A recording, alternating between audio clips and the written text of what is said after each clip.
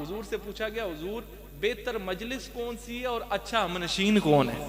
پھر حضور نے صفات بیان کی. پھر حضور نے فرمایا کہ بہتر مجلس وہ ہے، پہلی اس کی نشانی بتائی کہ تم مجھے اس مجلس میں جاؤ تو جو صاحب صدارت ہے، جس کی مجلس میں بیٹھے ہو، اسے دیکھو تو خدا یاد آئے. پھر فرمایا وہ جب بولے ارشادات عالیہ کرے، اس کی وجہ سے تمہارے علم میں اضافہ ہو. اس کا عمل تم دیکھو تو تمہیں فکر آخرت نصیب ہو. اب ان تین چیزوں کی امپلیمنٹیشن ذرا کر لو نا اس خانقاہ مقدسہ پر. اور یہاں جو مجلس میں آتا ہے، یہاں پر جو صلحاء تیار ہوتے ہیں، یہاں پر جو بچے تیار ہوتے ہیں، انہیں مجلس وہ مجلس ملتی ہے کہ صاحب صدارت کو دیکھ کر خدا بھی یاد آتا ہے، ان کے ارشادات عالیہ سن کر علم میں اضافہ بھی ہوتا ہے، اور ان کے عمل کو دیکھ کر باطنی اصلاح بھی ہوتی ہے. یہ صرف مدارس نہیں ہے، یہ خانقاہی مدارس ہے. حضرت سلمان علیہ السلام کی کتاب کا علم رکھنے والا، اور اس کی یہ تاثیر ہے کہ وہ تخت لے آئے تو محمد عربی کے قرآن پاک پڑھنے والا، اس سے ہدایت حاصل کرنے والا، وہ کیا کچھ نہیں لا سکتا ہوگا. اب حضور مجدد الفسانی نے جو ونڈ کی ہے وہ نہ سناؤں. آپ نے بھی دو کیٹیگریاں اس کی ہیں. آپ فرماتے ہیں کہ صرف علم حاصل کرنا کافی نہیں ہے، اور جب تک یہ علم عمل میں شامل، وہ حضور قبلہ عالم ہے، جب تک یہ علم صفات سمیت عمل میں شامل نہ ہو جائے. پھر آپ نے کیٹیگری کی، آپ فرماتے ہیں کہ ظاہری علم شریعت کا علم ہے، یعنی قرآن و حدیث، فقہ اور دینی علوم جو آپ نے پڑھے، عبادات، معاملات اور اسلامی احکام. پھر آپ نے دوسری کیٹیگری بتائی باطنی علم کی، فرمایا تصوف اور معرفت. او ایک کہہ جائے علم ہے جس کی وجہ تو معرفت الہی نہ نصیب ہوئے، وہ کوئی علم ہے؟ اس علم کا کیا؟ وہ علم وہی لو جو تمہیں معرفت الہی نصیب فرمائے. اس کے پاس جتنا زیادہ علم ہے وہ اتنا زیادہ آگے پھر خالی ہے. کیوں خالی ہے؟ کہ وہ جتنا علم حاصل کرتا جا رہا ہے مزید وسیع ہوتا جا رہا ہے علم. ایک تو وہ ہے کہ جس کو پلے ہی کچھ نہیں ہے، نیرو مائنڈڈ ہے، اس کے پلے ہی کچھ نہیں ہے، اس کا علم بڑا سطحی لیول کا ہے، اس کو تو پلے ہی کچھ نہیں ہے. لیکن اس دور کے اندر جڑے زیادہ علم والے ہیں اس پر ذمہ داری بھی زیادہ ہے. اس دور کے اندر جو جتنا علم والا ہے اس کی ذمہ داریاں بھی اتنی، اخروی جو نعمتیں ہوتی ہیں ان کے چکر میں رہتا ہے. اب یہ دیکھنا چاہیے کہ اصل جو صاحب نظر ہے وہ علم کے ساتھ ساتھ ایک اور چیز کی تلاش میں بھی ہوتا ہے. ٹھیک ہے، یہ علم حاصل کر لیا، اب ہم قرآن سے پوچھتے ہیں کیا اس علم کی شان تو ہے ہی ہے، لیکن قرآن نے ایک اور بلندی کا ذریعہ بتایا ہے.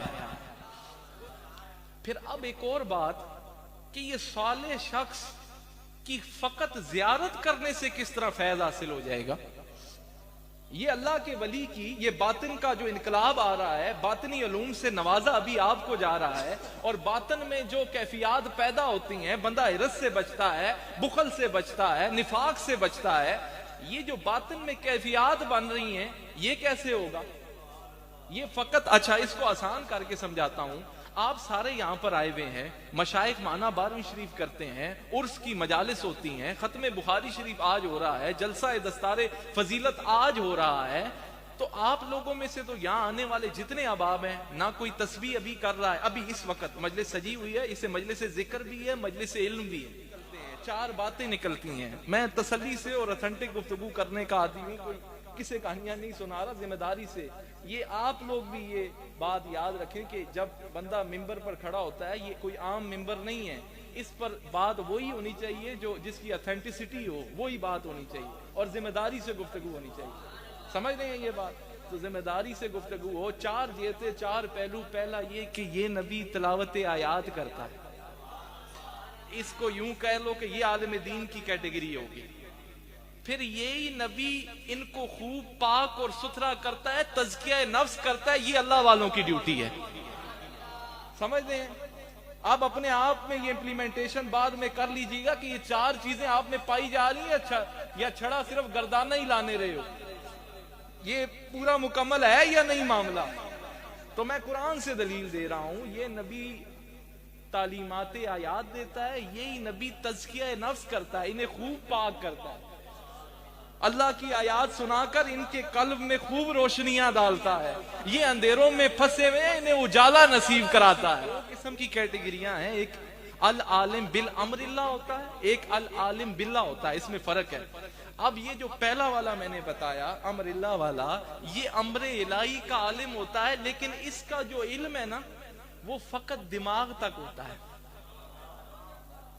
یہ علم کو میں نے کہا العالم امر اللہ جو ہوتا ہے، امر الہی کا عالم ہوتا ہے، اس کا علم عقل تک ہی ہوتا ہے، دماغ تک ہی ہوتا ہے، یہی وہ دماغ کی تختی پر لکھتا ہے۔ سمجھ رہے ہیں بات، سمجھ رہے ہیں؟ جو امر الہی کا عالم ہوتا ہے اس کا علم فقط وہ اپنی دماغ کی تختی پر لکھتا ہے، اور جو عالم باللہ ہوتا ہے وہ دماغ کی تختی پر نہیں لکھتا، قلب و روح کی تختی پر لکھتا ہے۔ اسلامی احکام۔ پھر آپ نے دوسری کیٹیگری بتائی باطنی علم کی، فرمایا تصوف اور معرفت۔ او ایک کہہ جا علم ہے جس کی وجہ تو معرفت الہی نہ نصیب ہوئے، وہ کوئی علم ہے؟ اس علم کا کیا؟ وہ علم وہی لو جو تمہیں معرفت الہی نصیب فرمائے۔ ویسے چھڑے علم تے ایویں کتاباں سرے تے لد کے تو کوئی فائدہ نہیں نا۔ علم کے بجائے علم ہونے کے باوجود اگر معرفت الہی نہیں نصیب ہو رہی، آپ کا علم کسی کام کا نہیں۔ اس تقوی اور ورع اور عشق کے حوالے سے آپ فرماتے ہیں علم چون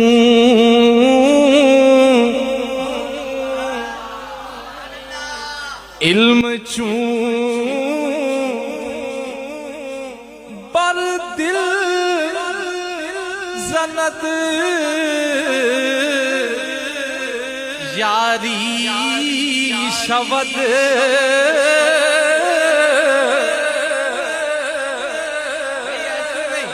مولانا روم سمجھا بھی دوں گا بعد میں، لیکن پہلے ذوق سے سنیں گے پھر سمجھاؤں گا۔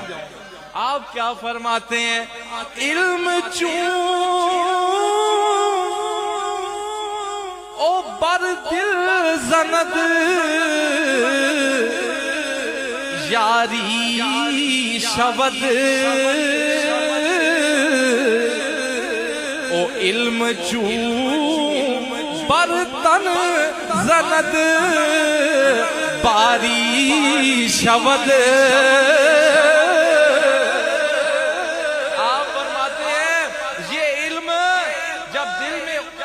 جب دل میں اترے گا تو مددگار ہوگا، اور جب علم صرف جسم تک رہے گا تو وہ فقط دنیا تک ہی محدود رہے گا۔ اے آج پیڑ ہی تے نا، یہ جو عالم پٹری سے اتر جاتا ہے، عالم ہو تو نہیں اترتا، ساتھ صوفی بھی ہو پھر تو بالکل ہی نہیں اترتا۔ آج یہ وانڈ ہی تے پئی ہے نا، جس نے پیچھے کوئی علم نہیں، حفاظت اللہ جس نے میں مکانے والا پیچھے کوئی نہیں ہونا، تو آپ نے وہ نہیں بننا، بے لگام گھوڑا نہیں بننا۔ یہ علم جب تک سینے میں ہے نا، باطن میں ہے تو یہ نور ہے، دماغ کو چڑھ گیا تو فطور ہے، وہ نہیں بننا بے لگام۔ تو عرض کرنے کا مقصد یہ ہے کہ یہ مختلف، اس کے اندر پھر ہرس اور لالچ سے بندہ بچتا ہے جب اندرونی نفاذ ہوتا ہے۔ اندرونی نفاذ یہ اولیاء کی نگاہوں سے ہوتا ہے، یہ اندرونی جو نفاذ ہوتا ہے یہ اولیاء کی نگاہ سے ہوتا ہے۔ پھر ایک میں نے بعد علم، بے شک جو اللہ سے ڈرنے والے ہیں وہ کون ہیں؟ علماء۔ اچھا اب یہ جو ڈرنے والے، تقوی بھی اللہ والوں کی بارگاہ سے نصیب ہوتا ہے۔ نحمدہ و نصلی و نسلم علی سیدنا و مولانا محمد رسولہ النبی الامین المکین الحنین الکریم الرؤوف الرحیم وعلى آلہ الطیبین الطاہرین وصحب الکرام المتقین المنتجبین، اما بعد فاعوذ باللہ من الشیطان الرجیم، بسم اللہ الرحمن الرحیم۔ قل هل يستوي الذین یعلمون والذین لا یعلمون، صدق اللہ العظیم۔ ان اللہ وملائکتہ یصلون علی النبی، یا ایھا الذین آمنوا صلوا علیہ وسلموا تسلیما۔ درود پاک اس محبت کے ساتھ، اس اخلاص کے ساتھ، اس مودت کے ساتھ پیش فرمائے۔ آج کی یہ نشست، مبارک نشست، اس میں تو فرشتے ویسے بھی متوجہ ہوتے ہیں۔ जिस नशिस्त के अंदर उफाज तैयार हो रहे हों, जिस नशिस्त के अंदर उलमाए किराम तैयार हो रहे हों, जिस नशिस्त के अंदर नाजरा जिन बच्चों ने किया है, कुरान पाक के इल्म को अपने कल्बो जिगर में महफूज किया है, तो आज तो अल्लाह के फरिश्ते वैसे भी मुतवज्जे हैं, मुतवज्जे भी हैं, और प्लस इसके साथ जो बेनिफिशियल पॉइंट है हमारे पास के साथ मैयत महबूब इलाही में भी हम बैठे हैं। देखिए, एक खाली मदारिस की नशिस्त होती है, वो भी सर आंखों पर। अभी ये जो नशिस्त है ये मदारिस की भी नशिस्त है और खानका की भी नशिस्त है। मतलब ये प्रोग्राम जो हो रहा है ये खानका के ऊपर हो रहा है और मुजद्दिद मेयत हाजरा की मैयत में बैठ के हो रहा है। एक नशिस्त वैसे नशिस्त होती है, उलमा की नशिस्त भी सर आंखों पर, और एक नशिस्त ये नशिस्त है कि उलमा भी मौजूद हैं, सुलखा भी मौजूद हैं, अल्लाह के महबूब बंदे भी मौजूद हैं। तो अब दरूद पाक आप ऐसे बुलंद आवाज से पढ़ें कि आज तो खुशी का मौका है, तो खुशी में दरूद पाक का अपना अंदाज होना चाहिए। अस्सलातु वस्सलामु अलैका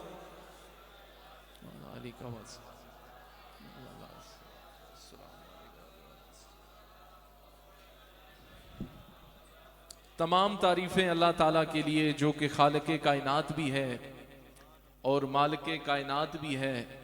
बाद हम्दो सना हुजूर नबी रहमत शफी उमम सरवरे कायनात रूए कायनात अल्लाह के प्यारे गुनाहगार उम्मत के सहारे हयातुन नबी ताजदारे दो आलम जनाब मोहम्मद रसूलुल्लाह सल्लल्लाहु अलैहि वसल्लम की बारगाह अक़दस में हदिया व न्याज पेश करने के बाद यारान तरीक़त, अहबाब इल्म व दानिश, उलमाए किराम, उलमाए रब्बानाईन, गुलामाने और उशाकाने हुजूर अलहाज फ़कीर पीर सानी सरकार, उशाकाने हुजूर अलहाज फ़कीर पीर सुल्तान सरकार, आज की ये खूबसूरत नशिस्त जो कि माना 12वीं शरीफ की भी नशिस्त है, और इसमें करम बालाए करम ये भी है कि ये जिस सिलसिले में तकरीब रखी गई है, ये जो तकरीब रखी गई है इसमें ख़त्मे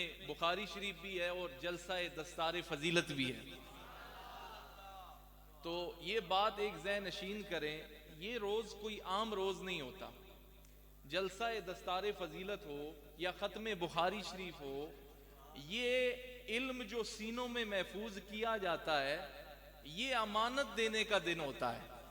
चाहे हाफिज है, चाहे कोई हाफिज है जिसने कुरान पाक का हिफ्ज किया है, चाहे कोई आलिम दीन है जो एक तवील सफर करके आया है, दीनी सफर करके आया है, दरस निजामी किया है, ये दिन फकत ये दस्तारें बांधने वाला दिन तो है ही है, लेकिन ये दस्तार जो बांधी जा रही होती है ये अमानत दी जा रही होती है।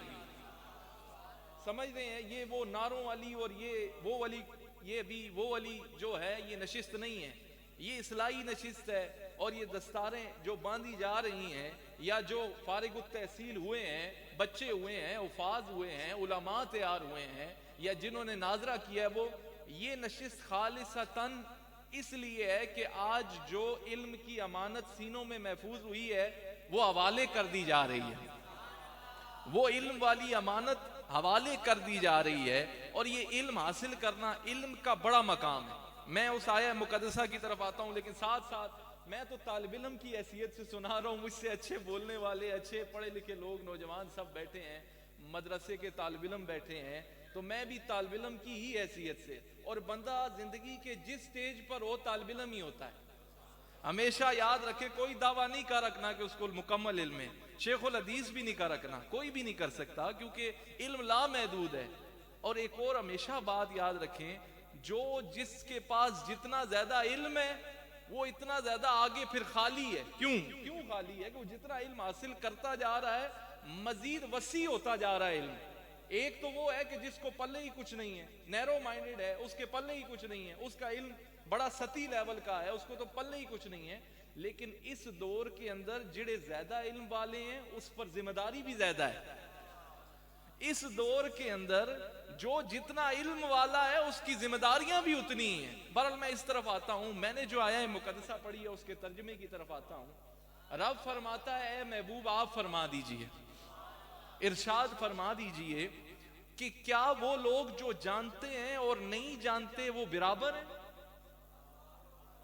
کیا جو جانتے ہیں اور نہیں جانتے کیا وہ برابر ہیں؟ نہیں برابر۔ یہاں سے عالم دین کی، پھر حضور نے فرمایا کہ جب جس طرح حضور جانشین سلطان الفقراء مجھ سے قبل اپنے ارشادات عالیہ سے مستفید آپ سب کو فرما رہے تھے، آپ نے فرمایا کہ جب یہ طالب علم علم کی طلب میں گھر سے نکلتا ہے تو اللہ اس کو جنت کے راستے پر چلا دیتا ہے۔ فرشتے اپنے نوری پر ان کے قدموں میں بچھانا فخر سمجھتے ہیں۔ پھر حضور نے فرمایا کہ اللہ کی ساری مخلوق یہاں تک کہ سمندر کی مچھلیاں بھی عالم کے لیے دعائیں کرتی ہیں۔ سمندر کی مچھلیاں بھی وہ عالم کے لیے دعائیں کرتی ہیں۔ پھر عالم دین علم حاصل کرنا ہر مسلمان مرد و عورت پر فرض ہے، یہ تو حضور نے فرمایا نا۔ پھر حضور نے فرمایا جو شخص گھر سے اس لیے چلے، علم حاصل کرنے کے لیے چلے، علم کی تڑپ لے کر چلے، تو فرشتے اس کے پیروں میں اپنے پر بچھانا فخر سمجھتے ہیں، اپنے پر بچھانا فخر سمجھتے ہیں۔ اور پھر انسان ساری زندگی اس تڑپ میں رہتا ہے کہ اس کو دنیا کے فائدے ملے اور اچھے سے اچھے کی تڑپ میں رہتا ہے نا، اچھے سے اچھے کی تڑپ میں بڑی توجہ چاہوں گا۔ انسان ساری زندگی اپنی دنیا اور اخروی جو نعمتیں ہوتی ہیں ان کے چکر میں رہتا ہے۔ اب یہ دیکھنا چاہیے کہ اصل جو صاحب نظر ہے وہ علم کے ساتھ ساتھ ایک اور چیز کی تلاش میں بھی ہوتا ہے۔ بات سمجھ رہے ہیں بھائی؟ توجہ میں چاہوں گا ذرا ایک دفعہ کہنا سبحان اللہ۔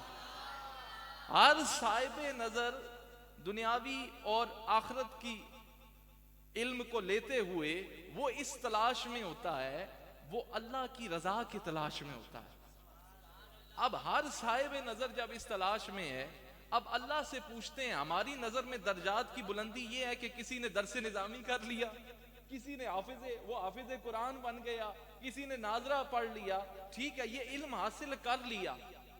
اب ہم قرآن سے پوچھتے ہیں کیا اس علم کی شان تو ہے ہی ہے، لیکن قرآن نے ایک اور بلندی کا ذریعہ بتایا ہے۔ قرآن نے ایک اور بلندی کا ذریعہ بتایا ہے۔ پہلے میں نے کہا کہ علم بندہ حاصل کرتا ہے، درجات کی بلندی دیکھتا ہے۔ آپ سارے علماء اس علم کی جستجو میں ایک طویل سفر کر کے آئے ہیں، جو جہاں ہے وہاں بیٹھ جائے تاکہ یہ گفتگو آپ سنیں، تو پھر میں اس کی طرف چلوں گا تاکہ یہ بار بار جو کھڑے ہوتے ہیں اس سے ڈسٹربنس ہوتی ہے۔ عرض کرنے کا مقصد یہ ہے کہ علم کی جستجو میں نکلتا ہے بندہ، علم کی جستجو لے کر نکلتا ہے۔ ہر صاحب نظر کی یہ بات ہوتی ہے کہ وہ ذریعہ تلاش کرے۔ اب قرآن نے علم کے حوالے سے تو بڑے فضائل ہیں، ایک قرآن نے اور بات بھی کی ہے، وہ نہ سناؤں؟ درجات کی بلندی کی ایک اور بات کی ہے۔ قرآن یہ کہتا ہے کہ درجات کی بلندی کو قرآن نے کیا کیا ہے؟ قرآن کیا کہتا ہے کہ کہاں سے درجات کی بلندی ملے گی؟ علم سے تو ملے گی۔ یہ تو ہمارا آبجیکٹو بھی ہونا چاہیے، علم حاصل کرنا ہونا چاہیے، لیکن قرآن ایک اور بات کرتا ہے، اس نے درجات کی بلندی کا ذریعہ مجلس اولیاء کو قرار دیا۔ سمجھ رہے ہیں بات؟ سمجھ رہے ہیں؟ قرآن کہتا ہے کہ یہ جو مجالس ذکر ہیں، دو چیزیں، ایک مجالس علم ہے اور ایک مجالس ذکر ہے، دو چیزیں ہیں۔ علماء کو پتا ہے، حضور اپنے کاشانہ اقدس سے باہر آئے تو دو گروہ تھے، ایک مجلس علم سجا کر بیٹھا تھا اور ایک مجلس ذکر سجا کر بیٹھا تھا۔ حضور نے بعد میں نفی نہیں فرمائی، مجلس علم میں تو اس لیے جا کر بیٹھے کیونکہ آپ خود معلم بنا کر بھیجے گئے ہیں، لیکن نفی مجلس ذکر کی بھی نہیں فرمائی۔ تو یہ مجالس ذکر ہے۔ اب انہی مجالس ذکر کے حوالے سے دیکھ لیتے ہیں۔ حضور سے پوچھا گیا، حضور بہتر ہم نشین کون ہے؟ بہتر علم حاصل کرنے والوں، یہ ساتھ ساتھ ضروری ہیں چیزیں۔ ظاہری علم تو آج مکمل اور تکمیل کر لی ہے، یہ باطنی علم نہیں ہوگا تو ظاہری کسی کام کا نہیں ہے۔ امام بخاری نے، چلو ادھر آتے ہیں، درس بخاری جب دیں گے تو وہ بتا دوں گا میں آگے، ظاہری علم تب تک کبھی کبھی فائدہ نہیں دے گا جب تک کہ باطن کی اصلاح نہیں ہوگی۔ حضرت مجدد الفسانی کی طرف بھی آتا ہوں، لیکن پہلے جو چیز لے کے چل رہا ہوں، آپ نے حضور سے پوچھا گیا، حضور بہتر مجلس کون سی ہے اور اچھا ہمنشین کون ہے؟ بہتر مجلس کون سی ہے اور اچھا اونچا بھائی مولویوں تسی 24 گھنٹے بولنے رہنے ہون تے بولنے نہ جدو ٹائم آیا تاں چپ ہو. اچھی مجلس کون سی ہے اور بہتر ہم نشین؟ پھر حضور نے صفات بیان کی. پہلا آپ بیٹھ جائیں جی، بیٹھ جائیں، وہیں بیٹھ جائیں. حضور نے صفات بیان کی. حضور سے پوچھا گیا حضور بہتر مجلس کون سی ہے اور اچھا ہم نشین کون سا ہے، ان کی صفات تو بتائیں. پھر حضور نے فرمایا کہ بہتر مجلس وہ ہے، پہلی اس کی نشانی بتائی. پہلی اس کی نشانی بتائی بہترین مجلس کی کہ تم اس مجلس میں جاؤ تو جو صاحب صدارت ہے جس کی مجلس میں بیٹھے ہو اسے دیکھو تو خدا یاد آئے. اسے دیکھو تو جس کو خدا یاد آ رہا ہے وہ کہے، جو صاحب مجلس کو دیکھ کر، ان مشائخ کی صورت دیکھ کر ہاتھ اٹھا کر کہے نا سبحان اللہ. فرمایا جسے دیکھ یا رسول. پہلی صفات بہتر ہم نشین کون ہے، بہتر مجلس ذکر کون سی ہے؟ پہلا فرمایا کہ جسے تم دیکھو تو خدا یاد آئے. پھر فرمایا وہ جب بولے ارشادات عالیہ کرے اور کہے اور اس کی وجہ سے تمہارے علم میں اضافہ ہو. وہ جب بولے تو تمہارے علم میں، وہ جب بولے تو تمہارے علم میں اضافہ ہو. پھر یہ جس کے لیے بات چھیڑی ہے اس کا عمل تم دیکھو تو تمہیں فکر آخرت نصیب ہو. اب ان تین چیزوں کی امپلیمنٹیشن ذرا کر لو نا اس خانقاہ مقدسہ پر. اب ان تین چیزوں کو کیٹیگرائز کر لو نا، اور یہاں جو مجلس میں آتا ہے، یہاں پر جو صلحاء تیار ہوتے ہیں، یہاں پر جو بچے تیار ہوتے ہیں، انہیں مجلس وہ مجلس ملتی ہے کہ صاحب صدارت کو دیکھ کر خدا بھی یاد آتا ہے، ان کے ارشادات عالیہ سن کر علم میں اضافہ بھی ہوتا ہے، اور ان کے عمل کو دیکھ کر باطنی اصلاح بھی ہوتی ہے. میں نے شروع میں کیا کہا، یہ صرف مدارس نہیں ہے، یہ خانقاہی مدارس ہے. فرق ہے، فقط ظاہری علوم کے اوپر یہاں کام نہیں کیا جا رہا، اصل ہے باطنی علوم. حضور مجدد الفسانی فرماتے ہیں باطن اگر فارغ ہے پھر ظاہر نہ بھی کوئی فائدہ نہیں. آپ نے تصوف اور جو طریقت ہے اس کو باطن کا علم، تزکیہ نفس جو ہوتا ہے، وہ میں آتا ہوں آگے کہ حضور کی زندگی کے 4 پہلو، علم نبوت کے 4 پہلو ہیں. علم نبوت کے 4 پہلو ہیں. پہلا کہ یہ نبی تلاوت کلام الہی پڑھتا ہے، آیاتیں تمہیں سناتا ہے. چلو اس طرف بعد میں آگے آتا ہوں نا، یہ میں ان پہلوؤں کی طرف آتا ہوں. تو میں جو یہ مقدمہ کھڑا کر رہا ہوں اصل یہ ہے کہ باطن پر کام ہوگا تب ظاہر فائدہ دے گا. پھر اب ایک اور بات کہ یہ صالح شخص کی فقط زیارت کرنے سے کس طرح فیض حاصل ہو جائے گا. یہ اللہ کے ولی کی یہ باطن کا جو انقلاب آ رہا ہے، باطنی علوم سے نوازا ابھی آپ کو جا رہا ہے، اور باطن میں جو کیفیات پیدا ہوتی ہیں، بندہ حرص سے بچتا ہے، بخل سے بچتا ہے، نفاق سے بچتا ہے. یہ جو باطن میں کیفیات بن رہی ہیں یہ کیسے ہوگا؟ یہ فقط اچھا اس کو آسان کر کے سمجھاتا ہوں. آپ سارے یہاں پر آئے ہوئے ہیں، مشائخ معنی 12ویں شریف کرتے ہیں، عرس کی مجالس ہوتی ہیں، ختم بخاری شریف آج ہو رہا ہے، جلسہ دستار فضیلت آج ہو رہا ہے. تو آپ لوگوں میں سے تو یہاں آنے والے جتنے احباب ہیں نہ کوئی تسبیح ابھی کر رہا ہے، ابھی اس وقت مجلس سجی ہوئی ہے، اسے مجلس ذکر بھی ہے، مجلس علم بھی ہے. یہ دونوں چیزیں ہیں نا، ویسے نہیں، یہ دونوں چیزیں ہیں. فرق میں نے پہلے بتایا، حضور نے دونوں، اور قرآن نے درجات کی بلندی کا ذریعہ مجلس ذکر کو قرار دیا، مجلس ذکر کو قرار دیا ہے. اب یہ ہم یہاں پر آ کے لمبے چوڑے مجاہدے بھی نہیں کر رہے، ہم یہاں پہ آ کر لمبی چوڑی تسبیحات بھی نہیں کر رہے، ہم یہاں پر آ کے لمبے چوڑے نوافل بھی نہیں کر رہے. فقط ان کا چہرہ دیکھنے سے کس طرح عمل خیر کا ثواب مل رہا ہے. یہ کیا وجہ ہے، یہ عمل خیر کیسے مل رہا ہے؟ ہم لمبی چوڑی تسمیاں بھی پہ نہیں چھکنے آئے تھے آن کے، نہ ہم نوافل پڑھ رہے ہیں، مزار اقدس پر حاضریاں دیتے ہیں، آ کے ان اللہ والوں کا دیدار کرتے ہیں. تو فقط ہم نے نہ تلاوت کی، اب اس پر متعدد حدیث پاک ہیں حضور علیہ السلام کی، لیکن آپ نے یہ تو سن رکھا ہے نا کہ علی کے چہرے کو تکنا بھی عبادت ہے. ابھی میں ولیوں کے سردار کی بات کر رہا ہوں.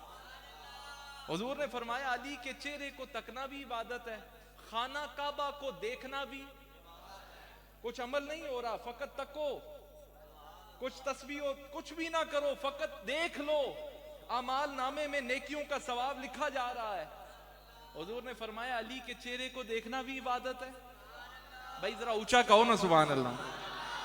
अली के चेहरे को देखना भी इबादत है। और काबे को, काबा अशिया में से है, चीजों में से है, जिंदा चीज नहीं है, गैर मोहतरम चीज है ना, बेजान चीज है, लेकिन उससे देखने से भी सवाब हो रहा है, अजर खैर लिखा जा रहा है। इसी तरह हुजूर ने फरमाया आलिम को देखने से भी तुम्हें इबादत का सवाब मिलेगा। ये भी हो गया। तो ये अशिया चीजें देखने से, या जो औलिया हैं या आलिम दीन हैं उन्हें देखने से अगर इबादत और अजर सवाब का सवाब मिल सकता है, तो मुझे कहने दीजिए इसमें भी कोई बईद नहीं है। जहां पर मजलिस जिक्र भी सजा है, मजलिस इल्म भी सजा है, मैयत अल्लाह वालों की है, तो फिर आप कैसे खाली जा सकते हैं? नाराए तकबीर, नाराए रिसालत, नाराए तहकीक, नाराए हैदरी, दरबार आज़मिया रहीमिया सालिकाबाद। अब इससे अब अगर कोई ये बात पूछे, अली के चेहरे को तकना भी इबादत है, काबे को देखना भी इबादत है, वालदैन के चेहरे को देखना भी इबादत है। लो वालदैन, किसी को ये समझाने वाली बात है भाई वालदैन के चेहरे को देखने का इबादत है, उधर तो कोई वो बात नहीं करता। तो जब कोई ये कह दे मुर्शिद दा दीदार वे बाहू सानू लाख करोड़ा हजाऊं, फिर क्यों तकलीफ हो जाती है? ये अपने अपने मानने की बात है, दलाइल बहुत सारे पड़े हैं। तो तुम्हें नाज होना चाहिए कि ये सिर्फ मजलिस इल्म नहीं है, साथ मजलिस जिक्र भी है, और साथ बातिन की इस्लाह भी हो रही है, और जाहिर की तो हो ही गई है। अच्छा, अब एक और बात याद रखिए, इंसान के जिस्म के ऊपर और रूह के ऊपर माहौल के असरात होते हैं। ये असरात होते हैं, जैसे अभी आप माहौल में बैठे हैं तो अब अच्छे असरात बने हुए हैं। देखिए, अगर बुरे असरात हैं तो फिर अच्छे भी हो सकते हैं। अगर आप किसी बुरे की सोबत में बैठेंगे, उससे बात भले ना करें, लेकिन आपकी कल्बो रूह के ऊपर उसके असरात रहेंगे। आप भले उनसे बात ना करें, किसी के लिए बुरी बात ना करें, लेकिन आप बुरी मजलिस में बैठेंगे तो उसके कोई ना कोई असरात आपके कल्बो रूह पर आएंगे। तो इसी तरह अगर बुरी सोबत का असर है तो फिर अच्छी सोबत का भी असर है। अगर बुराई आ सकती है तो अच्छों की संगत में बैठकर अच्छाई भी नसीब हो सकती है, फिर निस्बत रसूली का फैज भी नसीब हो सकता है। तो अर्ज करने का मकसद ये है, अब जिस तरह हवासे खमसा है ना, ये सेंसेस है हमारी, ये जाहिर की भी है, इसी तरह बातिन की भी होती है। ये मैं बड़ी कम बातें और थोड़े से कुछ के तो ऊपर से जाएंगी तो जिसे समझ आ गई थी आ वैसी। जिस तरह आपके खवास, ये जो खमसा होती हैं, आपकी ये जो सेंसेस होती हैं, जाहिर की हैं, इसी तरह बातिन की भी हैं। बातिन के ऊपर भी कैफियत बनती हैं, आपकी रूह के ऊपर भी कैफियत बनती हैं। अगर समझो कि इस रूह के ऊपर कुरान पाक पढ़ने से कोई इसमें खलल नहीं आता तो तुम्हारी रूह अच्छी रूह है। अगर समझो कि औलिया अल्लाह की मजलिस में बैठे हुए हमा तन तुम्हारा जो किबला है वो दुरुस्त है, तो इसका मतलब है कि ये इस अच्छे असरात हैं, रूह के ऊपर अच्छे असरात हैं। तो अगर ये देखा जाए तो फिर मैं जाहिर बातिन की तरफ आता हूँ। ये दो कैटेगरियां हैं, बड़े बड़े उलमा ने इसको इल्म के दो चीजों के ऊपर निभाया है। आप फरमाते हैं एक इल्म ज़ाहिरी है और एक इल्म बातिनी है। इमाम बुखारी पहली जो हदीस लेके आए हैं ना, इन्नमल अमालु बिन्नियात, उसकी तरफ आता हूँ, उसका ताल्लुक की बातिन के साथ है, नीयत के साथ है। और वो जिसका भी हम आखिरी हदीस पाक पढ़ेंगे, वो भी जो बाबे तौहीद के अंदर आखिरी है, वो उसकी तरफ हम जब दरसे बुखारी की तरफ आएंगे तो उसका ताल्लुक ये जबान से कलिमात अदा ज़ाहिर के साथ है, उसके साथ है। वो जब हम अदा करेंगे, पर उस तरफ जब आएंगे तो अर्ज करने का मकसद ये है। तो अब मैं आता हूँ हुजूर के इल्म की तरफ। मैंने शुरू में बात, इल्म नबूवत की 4 जिहतें हैं, 4 एस्पेक्ट्स हैं। पहला एस्पेक्ट ये है कि ये नबी तलावत आयात करता है। सूरह आले इमरान की उस आयत का मफहूम करो, आयतें पढ़ने का टाइम नहीं है ना, टाइम भी बचाना है। उसमें से 4 पहलू निकलते हैं, 4 बातें निकलती हैं। मैं तसल्ली से और ऑथेंटिक गुफ्तगू करने का आदी हूँ, कोई किसे कहानियां नहीं सुना रहा, जिम्मेदारी से। ये आप लोग भी ये बात याद रखें कि जब बंदा मिंबर पर खड़ा होता है, ये कोई आम मिंबर नहीं है, इस पर बात वही होनी चाहिए जो जिसकी ऑथेंटिसिटी हो, वही बात होनी चाहिए और जिम्मेदारी से गुफ्तगू होनी चाहिए। समझ रहे हैं ये बात? تو ذمہ داری سے گفتگو ہو. چار جیتے چار پہلو. پہلا یہ کہ یہ نبی تلاوت آیات کرتا ہے. اس کو یوں کہہ لو کہ یہ عالم دین کی کیٹیگری ہوگی. پھر یہی نبی ان کو خوب پاک اور ستھرا کرتا ہے, تزکیہ نفس کرتا ہے. یہ اللہ والوں کی ڈیوٹی ہے. سمجھتے ہیں؟ آپ اپنے آپ میں یہ امپلیمنٹیشن بعد میں کر لیجیے گا کہ یہ چار چیزیں آپ میں پائی جا رہی ہیں. اچھا, یا چھڑا صرف گردانہ ہی لانے رہے ہو, یہ پورا مکمل ہے یا نہیں معاملہ؟ تو میں قرآن سے دلیل دے رہا ہوں. یہ نبی تعلیمات آیات دیتا ہے, یہی نبی تزکیہ نفس کرتا ہے, انہیں خوب پاک کرتا ہے. اللہ کی آیات سنا کر ان کے قلب میں خوب روشنیاں ڈالتا ہے. یہ اندھیروں میں پھنسے ہوئے انہیں اجالا نصیب کراتا ہے. تو پھر یہی نبی تعلیم کتاب دیتا ہے. اور چوتھی بات, اولیاء اللہ سے ہمیشہ حکمت اور معتدل زندگی گزارنے کا اسلوب ملتا ہے. یہی نبی حکمت و دانش سے کام لیتا ہے. چوتھا یہ اس میں سے جو یہ حضور کی زندگی کے پہلو ہیں, یہ چاروں پہلو ہیں اور بڑے خاص پہلو ہیں. اپنے آپ کو دیکھیں کہ جڑا تزکیہ نفس نہ کر رکھے وہ بھی خالی. جو حکمت سے, عقل سے, فہم سے, ادراک سے کام نہ لے, بردباری سے کام نہ لے, حوصلے سے کام نہ لے, استقامت سے کام نہ لے, وہ بھی فارغ. اور فقط صرف آیات قرآنی پڑھنا یہ کوئی مزہ نہیں دیتی. جس کے اندر یہ چاروں خوبیاں ہوں گی, اور تمہیں مبارک ہو, یہ چاروں خوبیاں اس خانقاہ پر پائی جاتی ہیں جہاں پر تزکیہ نفس کرنے والے مشائخ بھی موجود ہیں اور مدارس میں پڑھانے والے علماء بھی موجود ہیں. میں نے کہا فرق ہے. تو عرض کرنے کا مقصد یہ ہے, اب حضور نے فرمایا علم وہی اچھا ہے جو علم نافع ہو. سمجھ رہے ہیں؟ علم اس لیے حاصل نہیں کیا جائے کہ میں ہوں جڑا ہے دلائل دے ساں, میں ہوں اکھاڑے لا ساں. مناظرہ ہر کوئی نہیں کر سکتا, نہ کرنے کی ضرورت ہوتی ہے. حضور کی 70% زندگی کا جو ٹارگٹ تھا وہ دعوت و تبلیغ تھا. یہ مناظرے ایک فیلڈ ہے, ٹھیک ہے, حضور نے مناظرے بھی فرمائے ہیں, لیکن ہر وقت اب اس چیز کا دور نہیں ہے. آپ جب نکلیں تو باقی مدارس سے, باقی علماء سے آپ وکھرے نظر آنے چاہیے. کیوں؟ وہ وجہ پہلے بتائی. آپ فقط صرف علماء کی میت میں رہ کر نہیں پڑھے, آپ فقط علماء کی میت میں رہ کر اور سمپل مدارس میں رہ کر نہیں پڑھے. اور تم نے تو ان در و دیوار کے مزے لیے ہیں, اور تم نے تو صبح و شام مرشد فقیر پیر ثانی سرکار کی زیارت کی ہے. تو فقط یہ والا علم ظاہری لینا تھا تو وہ تو اور بھی فارق التحصیل ہوتے ہیں. اور تمہاری اداؤں میں پتہ لگنا چاہیے کہ اس کا ظاہر بھی صبرا ہے, اس کا باطن بھی صبرا ہے. اس کا باطن کس نے؟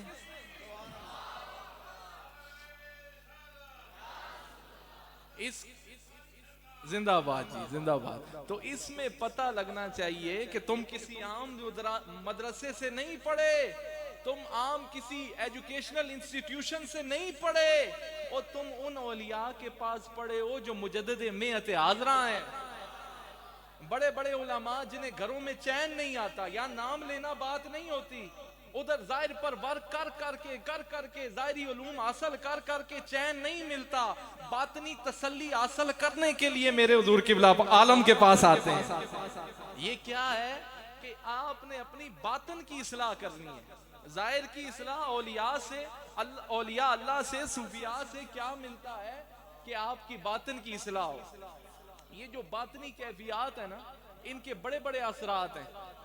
یہ آپ کی اثرات ہیں. ان اثرات کو اگر کوئی سنوارتا ہے, ان کی اصلاح کرتا ہے, تو یہ خانقاہوں کے لوگ کیا کرتے ہیں, یہ اللہ والے کیا کرتے ہیں. تو حضور نے فرمایا کہ علم وہی اچھا ہے جو علم نافع ہو, علم وہی اچھا ہے جو علم وہی اچھا ہے جو علم نافع ہو. اور آپ نے فرمایا کہ علم وہی اچھا ہے جو دلوں کو اللہ کے حضور سجدہ ریز کرے.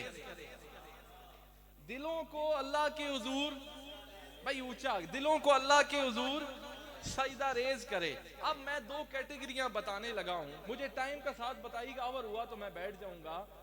دو چیزیں بتانے لگا ہوں. ایک العالم بالامر اللہ ہوتا ہے, یہ تساں بھی نہ سنیا ہو سن, ہر گل کتاب وچ ہونی بھی نہیں. یہی تے دسنا پیا نا, یہ باطنیاں گلاں ہیں, سینہ بسینہ گل. تو عرض کرنے کا ایک العالم امرلہ ہوتا ہے اور ایک العالم باللہ ہوتا ہے، ان میں فرق ہے، ان میں فرق ہے۔ دو قسم کی کیٹیگریاں ہیں، ایک العالم بالامر اللہ ہوتا ہے، ایک العالم باللہ ہوتا ہے، اس میں فرق ہے۔ اب یہ جو پہلا والا میں نے بتایا امر اللہ والا، یہ امر الہی کا عالم ہوتا ہے، لیکن اس کا جو علم ہے نا وہ فقط دماغ تک ہوتا ہے۔ یہ علم کو میں نے کہا العالم امر اللہ جو ہوتا ہے، امر الہی کا عالم ہوتا ہے، اس کا علم عقل تک ہی ہوتا ہے، دماغ تک ہی ہوتا ہے، یہی وہ دماغ کی تختی پر لکھتا ہے۔ سمجھ رہے ہیں بات، سمجھ رہے ہیں؟ جو امر الہی کا عالم ہوتا ہے اس کا علم فقط وہ اپنی دماغ کی تختی پر لکھتا ہے، اور جو عالم باللہ ہوتا ہے وہ دماغ کی تختی پر نہیں لکھتا، قلب و روح کی تختی پر لکھتا ہے۔ سمجھ رہے ہیں؟ یہ اس پہ بہت کچھ کہہ سکتا ہے، میں صرف 2 جملوں میں یہ بات مکائی ہے۔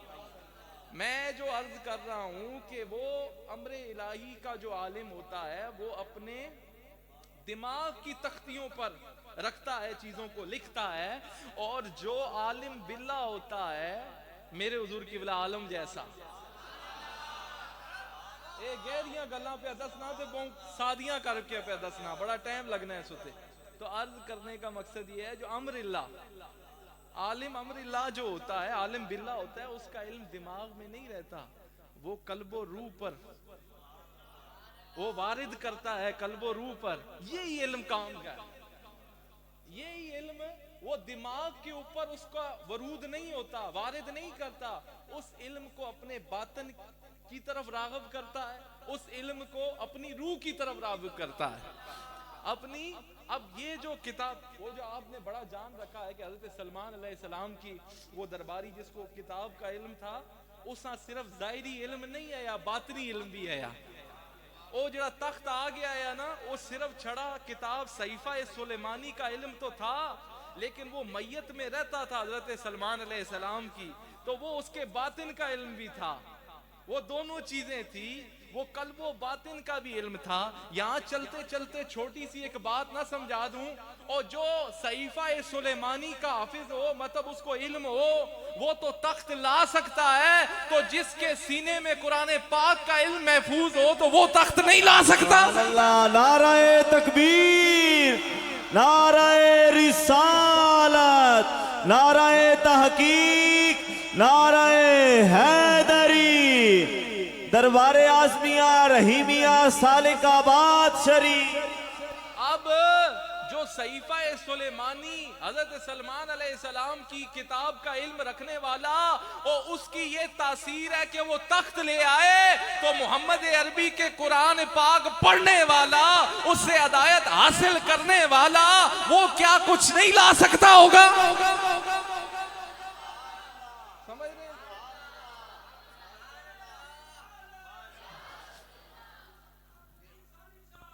تو عرض کرنے کا مقصد یہ ہے، بات کرنے کا مقصد یہ ہے کہ اگر جس کا اندرون اتنا ہو، وہ فقط مولانا صاحب، وہ فقط ظاہری علم کا ماہر، کتاب کے علم کا ماہر نہیں تھا، اس کا علم قلب و باطن میں اجاگر تھا، اس وجہ سے تو پھر وہ اتنا پلک جھپنے سے پہلے ہی وہ تخت لے آیا۔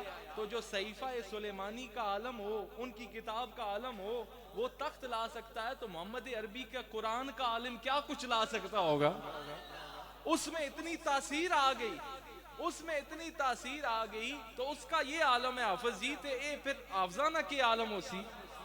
تو عرض کر، اچھا اب ایک اور بات یاد رکھیں، اب یہ جو قلب و باطن کی بار بار رٹ میں نے لگائی ہوئی ہے، یہ جو بات کر رہا ہوں، یہ قلب و باطن پر جو علم کا ورود ہوتا ہے، اس کی مختلف کیفیات ہوتی ہیں۔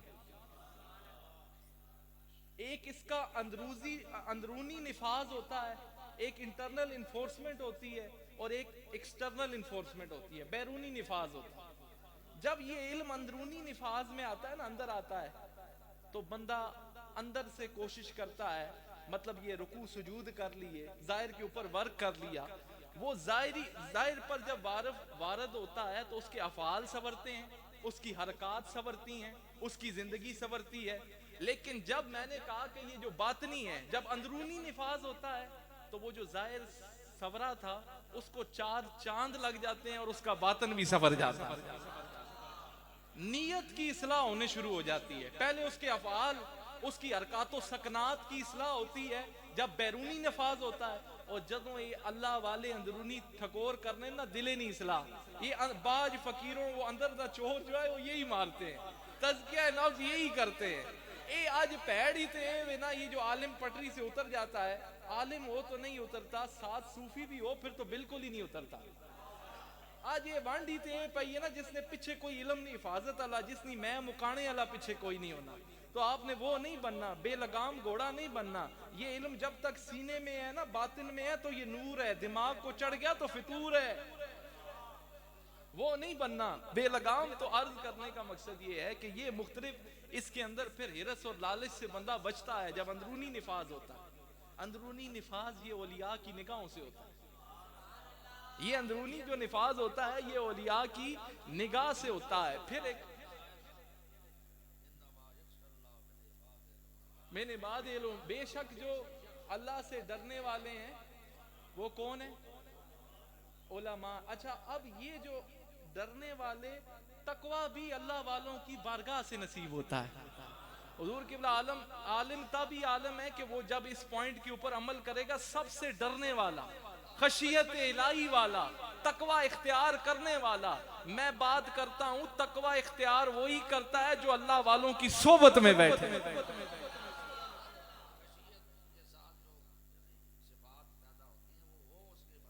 حضور قبلہ عالم فرما رہے ہیں جو خشیت کے ساتھ صفات اندر قلب و باطن میں پیدا ہوتی ہیں وہ ہوں تو پھر وہ عالم ہے. یہ بات ہی میری ساری تقریر ہی ختم ہو گئی کہ یہ ایک ہی بات، یہی تو سمجھانے کی کوشش کر رہا ہوں اتنی دیر سے. یہ آیت سے ریفرنس دے دیا کہ تقوی کا دار و مدار، ظاہری بات ہے یہ چیزیں صفات سمیت موجود ہوں گی تو پھر یہ بار نظر آئیں گی نا، پھر عالم ہے. خشیت الہی ویسے نہیں پیدا ہوتی، اللہ والے کی نگاہ سے پیدا ہوتی ہے، یہ ویسے نہیں پیدا ہوتی. پھر اب آگے یہ ویسے لمبی ایک ڈیبیٹ ہے، قرآن پاک میں بھی ہے. پہلا درجہ آتا ہے علم الیقین کا. الہاکم التکاثر اتنے نہ وینا نا، پھر اتو پہ گلا سنانا، پھر وہ ٹائم زیادہ لگتا ہے. پہلا جو درجہ ہے نا، پہلا سٹیج ہے وہ علم الیقین کا ہے، پھر حق الیقین کا ہے، نہیں پھر عین الیقین، پھر عین الیقین کا ہے، پھر حق الیقین کا. پر اس کے اندر پڑ جاؤں کہ میں یہ کیا بات کر رہا ہوں، کہاں سے نکال، پھر اس کے لیے بڑا ٹائم چاہیے، اس طرف نہیں جاتا. عرض کرنے کا مقصد یہ ہے اولیاء اللہ کی بارگاہ میں جب آتے ہیں، حضور مجدد الفسانی حق الیقین اور عین الیقین اس طرف اگر آ جائے تو پھر تو بات اور ہے. آپ جہاں پر ہیں وہیں پر بارگاہ الہی بن سکتی ہے. آپ جہاں پر ہیں، یہ روح پر کیفیات ہے نا، روح پر کیفیات وارد ہوتی ہیں، اور جو آپ کی باطنی اصلاح ہے وہ اللہ والے کیا کرتے ہیں. اب میں یہ نہیں آتا کہ محدثین اور متکلمین کی بات کہاں سند ہوتی ہے، وہ ظاہر کے اوپر ہوتی ہے، اور باطن کے اوپر صلحاء، صوفیاء اور اولیاء کی بات سند ہوتی ہے. اگر اس طرف جاؤں تو پھر وہ بہت باتیں اس طرف چھیڑنی پڑیں گی. اب حضور مجدد الفسانی نے جو ونڈ کی ہے وہ نہ سناؤں، علم کی. آپ نے بھی دو کیٹیگریاں اس کی ہیں. آپ فرماتے ہیں کہ صرف علم حاصل کرنا کافی نہیں ہے، صرف علم حاصل کرنا اور جب تک یہ علم عمل میں شامل، وہ حضور قبلہ عالم ہے، جب تک یہ علم صفات سمیت عمل میں شامل نہ ہو جائے. پھر آپ نے کیٹیگری کی، آپ فرماتے ہیں کہ ظاہری علم شریعت کا علم ہے، یعنی قرآن و حدیث، فقہ اور دینی علوم جو آپ نے پڑھے، عبادات، معاملات اور اسلامی احکام. پھر آپ نے دوسری کیٹیگری بتائی باطنی علم کی، فرمایا تصوف اور معرفت. او ایک کہہ جا علم ہے جس کی وجہ تو معرفت الہی نہ نصیب ہوئے، وہ کوئی علم ہے؟ اس علم کا کیا؟ وہ علم وہی لو جو تمہیں معرفت الہی نصیب فرمائے. ویسے چھڑے علم تے ایویں کتاباں سرے لاد کے تو کوئی فائدہ نہیں نا. علم کے بجائے علم ہونے کے باوجود اگر معرفت الہی نہیں نصیب ہو رہی، آپ کا علم کسی کام کا نہیں. معرفت الہی جو حقیقی مشن تھا، اللہ کی رضا، اس کے لیے آئے ہوئے تھے، نعرہ ماریو، اس کے لیے ہم آئے ہوئے تھے، وہ اگر نصیب نہ ہوئی تو پھر اس علم کا کوئی فائدہ نہیں ہے. تو آپ نے فرمایا کہ باطنی علم یہ معرفت الہی والا علم, یہ باطنی علم, آپ نے فرمایا باطنی علم یہ ہے کہ تزکیہ نفس ہو اور روحانی پاکیزگی ہو. تزکیہ نفس ہو اور روحانی, بھائی اونچا بولو نا, یہ بڑا ٹائم لگتا ہے یہ چیزیں نکال, اور آسانی سے سمجھانا تو اور بھی مشکل ہے. علماء بیٹھے ہیں, پڑھنے سے زیادہ سمجھانا مشکل ہوتا ہے. سمجھ رہے ہیں نا, وہ تسی سارے حاضر ڈیوٹی مولوی ہو. تو عرض کرنے کا مقصد یہ ہے کہ یہ آپ نے فرمایا تزکیہ نفس اور روحانی پاکیزگی, پھر فرمایا اخلاص, تقوی اور اللہ کی محبت. یہ ساری باتیں حضور قبلہ عالم کے اس ایک جملے کے ارد گرد ہی گھوم رہی ہیں. آپ نے بات ہی ختم کر دی. آپ فرمانے لگے اخلاص, تقوی, اور پھر آپ فرماتے ہیں شریعت اور طریقت ایک دوسرے کے بغیر نامکمل ہے. یہ دونوں پلرز ہیں دین کے, یہ ایک دوسرے کے بنا. جو صرف علم کا دعویٰ کرے وہ بھی ویسے ہی ہے, اور صرف خالی تصوف کا اور طریقت کی باتیں کرے تو وہ بھی ایسے ہی ہے. بات اسی کی مانو جو طریقت کی بھی بات کرے اور شریعت پر عمل پیرا بھی ہو, جس طرح ہمارے حضور قبلہ عالم ہے. تو اسی میں یارا مولانا روم کی ایک بات نہ سنا دوں. حضور جانشین سلطان الفقراء مجھ سے قبل کر رہے تھے تو میرا دل کرتا ہے میں بھی نہ سنا. نعرہ تکبیر, نعرہ رسالت, نعرہ تحقیق, نعرہ حیدری, دربار اعظمیہ رحیمیہ سالک آباد شریف, حضور الحاج فقیر پیر ثانی سرکار, حضور الحاج فقیر پیر سلطان. میں یہ کہہ رہا ہوں کہ چلو تھوڑا ماحول بھی بن جو لینا اتنی دیر, تو تاکہ یہ ریفریشنگ کے لیے ہے ذرا. تو جو تھک گیا وہ نہ بولے, جو نہیں تھکا وہ کہے نہ سبحان. آپ بڑی تسلی اور بنا پلک جھپکائے مجھے سن رہے ہیں, لیکن ذرا ہاتھ بھی اٹھائے نا تاکہ یہ جو سستی آ گئی ہے ذرا کہے نا سبحان اللہ. تو مولانا روم کی ایک بات نہ سناؤں اس علم کے حوالے سے, علم کے حوالے سے اور اس تقوی اور ورع اور عشق کے حوالے سے. آپ فرماتے ہیں علم چون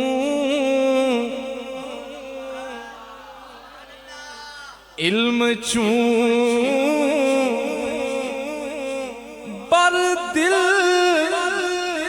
زند یاری شود,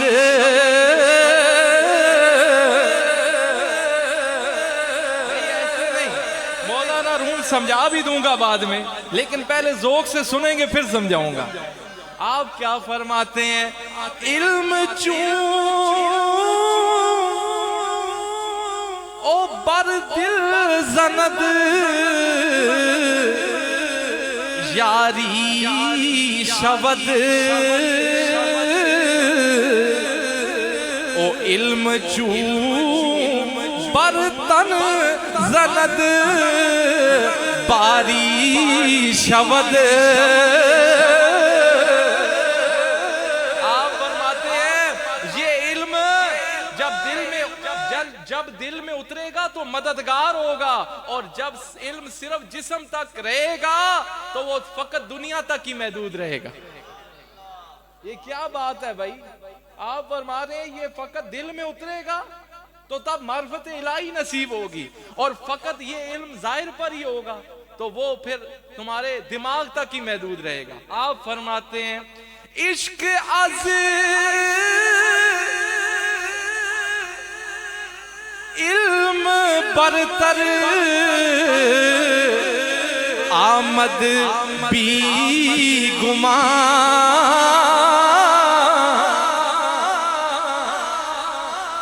او ذاک علم از عشق دارد ترجمان. نہیں سمجھ آئی ہے تو کوئی سمجھ نہیں آئی. آپ نے فرمایا بلا شبہ عشق جو ہے وہ برتر ہے, کیونکہ علم خود عشق کا ترجمان ہوتا ہے. خود عشق جو ہے وہ خود علم کا ترجمان ہوتا ہے. عشق از علم برتر آمد بی گمان, او ذاکے علم از عشق دارد ترجمہ. آپ فرماتے ہیں دوش پر سے دمز عقل او این را او گفت یاراں بر شود یا در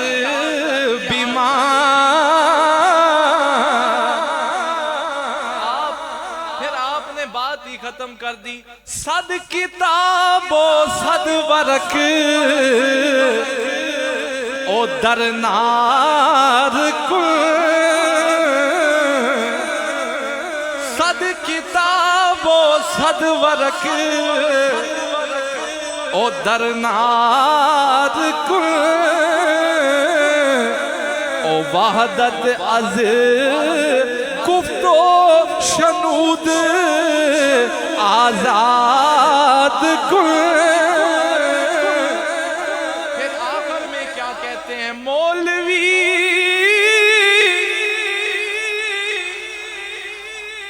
ہرگز نہ شد مولائے روم. مولویوں یہ بھی سنو, یہ اچھا یہ بات بھی نہ سنا دوں کہ جب شاہ شمس تبریز آپ کی بارگاہ میں آئی, بڑی ساری کتابیں کھول کے مولانا روم جب یہ شعر لکھنے لگے, یہ شعر کس طرح یہ شعر آیا, یہ شعر کہاں سے آیا؟ آپ بڑی کتابیں لے کر, سب کچھ لے کر, اپنا پورا سرمایہ لے کر بیٹھے ہیں, طالب علموں کو پڑھا رہے ہیں مولانا روم. اس وقت صرف مولانا روم تھے, اب مولانا رومی بن گئے ہیں نا. صرف مولوی تھے تو کتابیں کھنڈار ڈالا ہوا تھا بہت سارا. باہر سے شاہ شمس تبریز آئے اور آ کے ان سے پوچھتے ہیں یہ کیا رکھ کے بیٹھے ہو, یہ چیز تھے, یہ کیا ہے؟ تو آپ کہنے لگے ای آن است کہ تو نہ دانی, یہ چیز است کہ تو نہ دانی, تم نہیں جانتے. تو آپ نے کیا کیا, وہ ساری کتابیں اٹھائی اور جا کے دریا میں پھینک دی. ساری کتابیں آپ کہنے لگے وہ میرا سارا سرمایہ اور میرا سارا علم تو نے ضائع کر دیا ہے. اب جس طرح میں بات سمجھا رہا ہوں نا, یہ بہت کم لوگ سمجھاتے ہیں. یہ واقعہ آپ نے سنا ہوگا, لیکن ابھی میں جس انداز میں سمجھا رہا ہوں نا, ایسے نہیں سنا ہوگا. آپ کہنے لگے کہ بھئی تو نے میرا سارا علم اٹھا کر پانی میں بہا دیا ہے, میری اتنی محنت تھی, اتنی میں نے رائٹنگز وغیرہ اس کے اوپر لکھی ہوئی تھی. تو آپ فرمانے لگے یہ کیسا علم ہے جو ضائع ہو جاتا ہے؟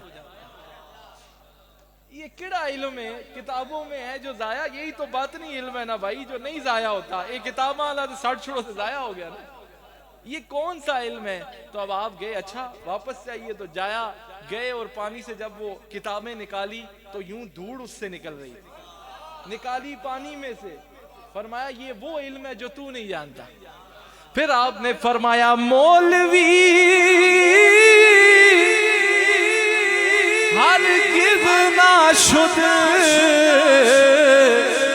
مولائے روم, تا غلام شمس تبریزی نہ شد, تا غلام شمس تبریزی نہ شد. اس آسان کرا اس گلا جو اتنی رٹ لگائی ہے, اتنی دیر سے کہہ رہا ہوں. او میرے مرشد مینوں دسے آئے, او میرے مرشد مینوں دسے آئے, او کیویں اللہ اللہ کریدا ہے. نہ بھئی ہن تے سکھلی تے بڑی سادی, چلو مولانا روم نہیں سمجھ آیا, یہ سادیاں تے پہیاں سمجھ آ سننا. آتے چاہو نہ جسا دسیا ہے, جڑا ایویں علم نہ غبار چاڑ کے بیٹھے ہے وہ نہ پڑھے, تے جڑا فقیر بن کے آیا وہ پڑھے. او میرے مرشد مینوں دسے آئے, کیویں اللہ اللہ کریدا ہے. میرے مرشد مینوں دسے آئے, کیویں اللہ اللہ کریدا ہے. او کیویں अकलां दे नाल लड़ीदा है, किवें अकलां दे नाल लड़ीदा है, किवें इश्क दी पौड़ी चढ़ीदा है। मेरे मेरे मुर्शिद मैनू दस्या है, अल्लाह अल्लाह अल्लाह अल्लाह अल्लाह अल्लाह अल्लाह अल्लाह ना भाई ना, अल्लाह अल्लाह अल्लाह अल्लाह अल्लाह। मेरे मुर्शिद मैनू दस्या है, मेरे मुर्शिद मैनू दस्या है, किवें अल्लाह अल्लाह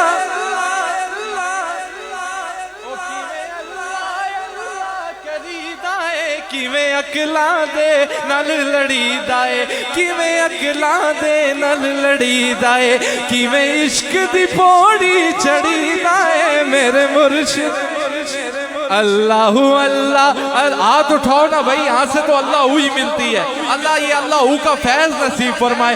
अल्लाह अल्लाह अल्लाह अल्लाह अल्लाह अल्लाह अल्लाह अल्लाह अल्लाह अल्लाह अल्लाह। ऐसे नहीं, ये कैमरा जरा घुमाए, पता लगेगा कि बातिन की इस्लाह कैसे हुई है। हाथ उठाए, दुनिया भी देखे। अल्लाह अल्लाह अल्लाह अल्लाह अल्लाह अल्लाह अल्लाह। मेरे मुर्शिद मैनू दस्या है, किवें अल्लाह अल्लाह अल्लाह अल्लाह अल्लाह अल्लाह अल्लाह। मेरे मुर्शिद मैनू दस्या है, किवें अल्लाह अल्लाह अल्लाह अल्लाह अल्लाह अल्लाह अल्लाह अल्लाह। किवें अकलां दे नाल लड़ीदा है। भाई जरा कहो ना सुभान अल्लाह। ओ किवें अकलां दे नाल लड़ीदा है, किवें इश्क दी पौड़ी चढ़ीदा है। मेरे मुर्शिद मैनू दस्या है, मेरे मुर्शिद मैनू दस्या है। अल्लाह अल्लाह अल्लाह अल्लाह अल्लाह अल्लाह अल्लाह अल्लाह अल्लाह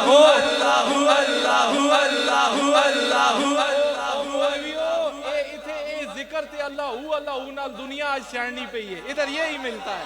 ते चूम के पढ़ो अल्लाह अल्लाह अल्लाह अल्लाह अल्लाह अल्लाह अल्लाह। मेरे मुर्शिद मैनू दस्या है, किवें अल्लाह अल्लाह करीदा है, किवें अकलां दे नाल लड़ीदा है, किवें अकलां दे नाल लड़ीदा है, किवें इश्क दी पौड़ी चढ़ीदा है। मेरे मुर्शिद भाई एक दफा हाथ उठाए ना, मैं फिर शबे बारात और उसके बाद खत्मे दरसे बुखारी की तरफ आ रहा हूँ। मैं नहीं देना है दरसे बुखारी, आ रहा हूँ, खत्म करता हूँ, लेकिन एक दफा अल्लाह अल्लाह अल्लाह अल्लाह अल्लाह। मेरे मुर्शिद मैनू दस्या है, किवें अल्लाह अल्लाह करीदा है, किवें अकलां दे नाल लड़ीदा है, किवें अकलां दे नाल लड़ीदा है, किवें इश्क दी पौड़ी। मेरे मुर्शिद मैनू दस्या है, अल्लाह अल्लाह अल्लाह अल्लाह अल्लाह अल्लाह अल्लाह अल्लाह अल्लाह अल्लाह अल्लाह अल्लाह अल्लाह अल्लाह अल्लाह। तो जिसे मजा आया वो कहे ना सुभान अल्लाह। आगे नाराए तकबीर, नाराए रिसालत। अब इंशाअल्लाह दरसे बुखारी शरीफ शुरू होने वाला है। जो अपनी तरतीब आप करें जिस तरीके से, तो फिर जिस बच्चे ने पढ़ना है। औज़ु बिल्लाहि मिनश शैतानिर रजीम, बिस्मिल्लाहिर रहमानिर रहीम। अन अबी हुरैरा रज़ियल्लाहु तआला अन्हु क़ाल क़ाल नबी सल्लल्लाहु अलैहि वसल्लम कलिमतानि हबीबतानि इलर रहमान खफीफतानि अलल लिसान सक़ीलतानि फिल मीज़ान सुब्हानल्लाहि व बिहम्दिही सुब्हानल्लाहिल अज़ीम सदक़ल्लाहुल अज़ीम। तो जलसाए ख़त्म बुखारी शरीफ अभी हुआ, उससे पहले मेरा दिल है कि पहले इमाम बुखारी का तज़किरा करूँ। इसके तर्जमे की तरफ आता हूँ, इसके मफ़हूम की तरफ भी मैं आता हूँ। चलें पहले इसका मफ़हूम और तर्जमा ही देख लेते हैं। हुज़ूर ने फरमाया कि दो कलिमात जो ज़बान पर बड़े हल्के फुल्के हैं, जो अभी यहाँ पर इन्होंने पढ़े, जो मुझसे कबल इन्होंने हदीस पाक पढ़ी, जो बुखारी शरीफ की आखिरी हदीस पाक है, آپ نے فرمایا کہ دو کلمات زبان پر بڑے ہلکے پھلکے ہیں، لیکن جو اعمال کا جو ترازو ہے اس کے اوپر ان کا بڑا مقام ہے۔ زبان پر تمہیں ہلکے پھلکے لگتے ہیں، سبحان اللہ و بحمدہ سبحان اللہ، بھائی پڑھے نا، یہ تو ہمارے شجرہ شریف کا حصہ ہے۔ یہ ہمیں بعد میں ادھر سے بعد میں پتہ چلا تھا، شجرہ شریف میں یہ پہلے بات موجود تھی، جس ہاں پتہ ہی وہ کہے نا سبحان اللہ۔ تو آپ نے فرمایا، اور یہی سبحان اللہ و بحمدہ سبحان اللہ العظیم، اس کے بارے میں حضور نے فرمایا جس نے ایک مرتبہ یہ پڑھا اس نے جنت میں ایک درخت لگا لیا۔ پھر فرمایا کہ 100 مرتبہ دن میں یہ پڑھے گا اگر کوئی یہ کلمات، تو سمندر کی جھاگ کے برابر بھی اگر اس کے گناہ ہوں گے تو وہ معاف کر دیے جائیں گے۔ یہ اتنا پاک کلمات ہیں۔ تو میں ان کی تشریح کے بعد میں آتا ہوں حضرت امام بخاری سے فیض لینے کے لیے، ان کی زندگی پر نظر دوڑانے کے لیے کہ ایک طویل عرصے کے بعد جو تکمیل بخاری شریف ہوئی ہے، طلباء ایک طویل سفر طے کر آئے ہیں، دینی علوم کا 8 سالہ درس نظامی کا کورس کر کے آئے ہیں، آج بخاری شریف کی تکمیل ہوئی ہے، ختم بخاری شریف ہے۔ امام بخاری تقوی کے عظیم منصب پر فائز تھے۔ آپ نے 10 سال کی عمر سے ہی حدیث پاک کو یاد کرنا شروع کر دیا تھا۔ 10 سال کی عمر سے ہی 10 سال کی عمر سے ہی حدیث پاک کے فیض کو اپنے سینے میں اجاگر کرنا شروع کر دیا تھا، محفوظ کرنا شروع کر دیا تھا۔ آپ فرماتے ہیں کہ شروع میں آپ کو کتنی حدیث پاک ہیں جی یاد؟ جو شروع میں 6 لاکھ حدیث پاک، یہی پوچھنا چاہ رہا تھا، 6 لاکھ حدیث پاک میں سے جو مستند ترین ہے وہ حدیث پاک اس صحیح البخاری، جامع الصحیح پہلے اور اب صحیح بخاری، اس میں آپ نے اکٹھی فرمائی۔ اور آپ وہ ہیں کہ آپ نے مدینہ کے، بغداد کے، کوفہ کے محدثین سے فیض پایا ہے۔ اور یہ وہ امام بخاری ہیں کہ ہر حدیث پاک لکھنے سے پہلے آپ غسل فرمایا کرتے تھے، آپ غسل فرمایا کرتے تھے، اور 2 رکعت نماز نفل ادا کرنے کے بعد اللہ سے دعا کرتے تھے کہ میری اس آج حدیث پاک لکھ رہا ہوں اس کی منزل کو آسان فرما۔ یہ وہ، اور پھر آپ کی شرائط، یہ اس کو صحیح البخاری کیوں کہا جاتا ہے کہ مستند ترین کتاب اللہ کے بعد جو اتھینٹک کتاب ہے وہ یہ بخاری شریف ہے۔ کیونکہ آپ کی شرائط بڑی مضبوط تھی۔ آپ فرماتے تھے جو راوی ہے وہ ثقہ ہو، عادل ہو، جسے حدیث پاک مل رہی ہے وہ ثقہ ہو، عادل ہو، متصل ہو۔ راویوں کی پرہیزگاری تک آپ دیکھا کرتے تھے کہ اس کی زندگی کیسی گزری ہے، اس کی پرہیزگاری کس لیول کی تھی، اس کا تقوی کس لیول کا تھا۔ آج جیسے میں نے پہلے عرض کیا، پھر اس میں سے آپ نے صحیح ترین، پہلے آپ کو 6 لاکھ حدیث پاک میں سے آپ نے انتخاب فرمایا کہ جس میں سے صحیح ترین 7275 نکالی، جو صحیح ترین مستند ترین حدیث پاک ہیں، پھر ان کا جو ہے انتخاب فرمایا۔ اور پھر جس طرح بھی جس آخری جو باب ہے کتاب التوحید، یہ جو آخری باب ہے باب التوحید، جس میں یہ آخری حدیث پاک آپ نے، میں نے شروع میں کہا آپ نے آغاز انما الاعمال بالنیات سے کیا۔ یہ ساری جو میں نے اتنی دیر سے اتنی جو گفتگو کی ہے، آپ نے سب سے پہلے جو حدیث پاک باطن پر وارد ہو رہی ہے، جس کا تعلق باطن کے ساتھ ہے، اعمال کا دار و مدار نیتوں پر ہیں، یہ اچھے کام، یہ اعمال صالحہ، یہ سب نیت کے اوپر ہیں، آغاز اس پر کیا۔ اور اختتام یہ زبان سے کلمات 2 ادا کیے جاتے ہیں، سبحان اللہ و بحمدہ سبحان اللہ العظیم، اس کے ساتھ کیا، اس پر اختتام کیا، جس پر یہ ختم بخاری شریف کے یہ ترا امتیاز ہے مدارس کا کہ وہ ختم بخاری شریف کرتے ہیں، جلسہ دستار فضیلت کرتے ہیں، اور اکابرین کی جو محنت ہے اس کے اوپر روشنیاں ڈالتے ہیں۔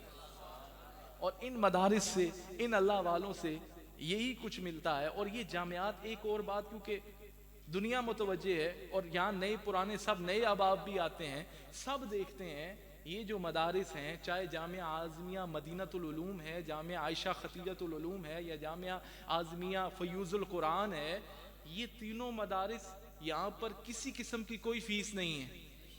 یہ باتیں، یہ چیزیں پتہ ہونی چاہیے، بھئی کام ہو رہا ہے تو پھر پتہ ہونا چاہیے، نیکی کا کام ہو تو پھر ڈنکے کی چوٹ پر پتہ ہونا چاہیے کہ یہ معاملات یہاں پر ہو رہے ہیں۔ یہ تینوں جامعات، یہ خالصتاً حضور قبلہ عالم، اس کی کوئی فیس نہیں ہے، یہ فی سبیل اللہ ہے۔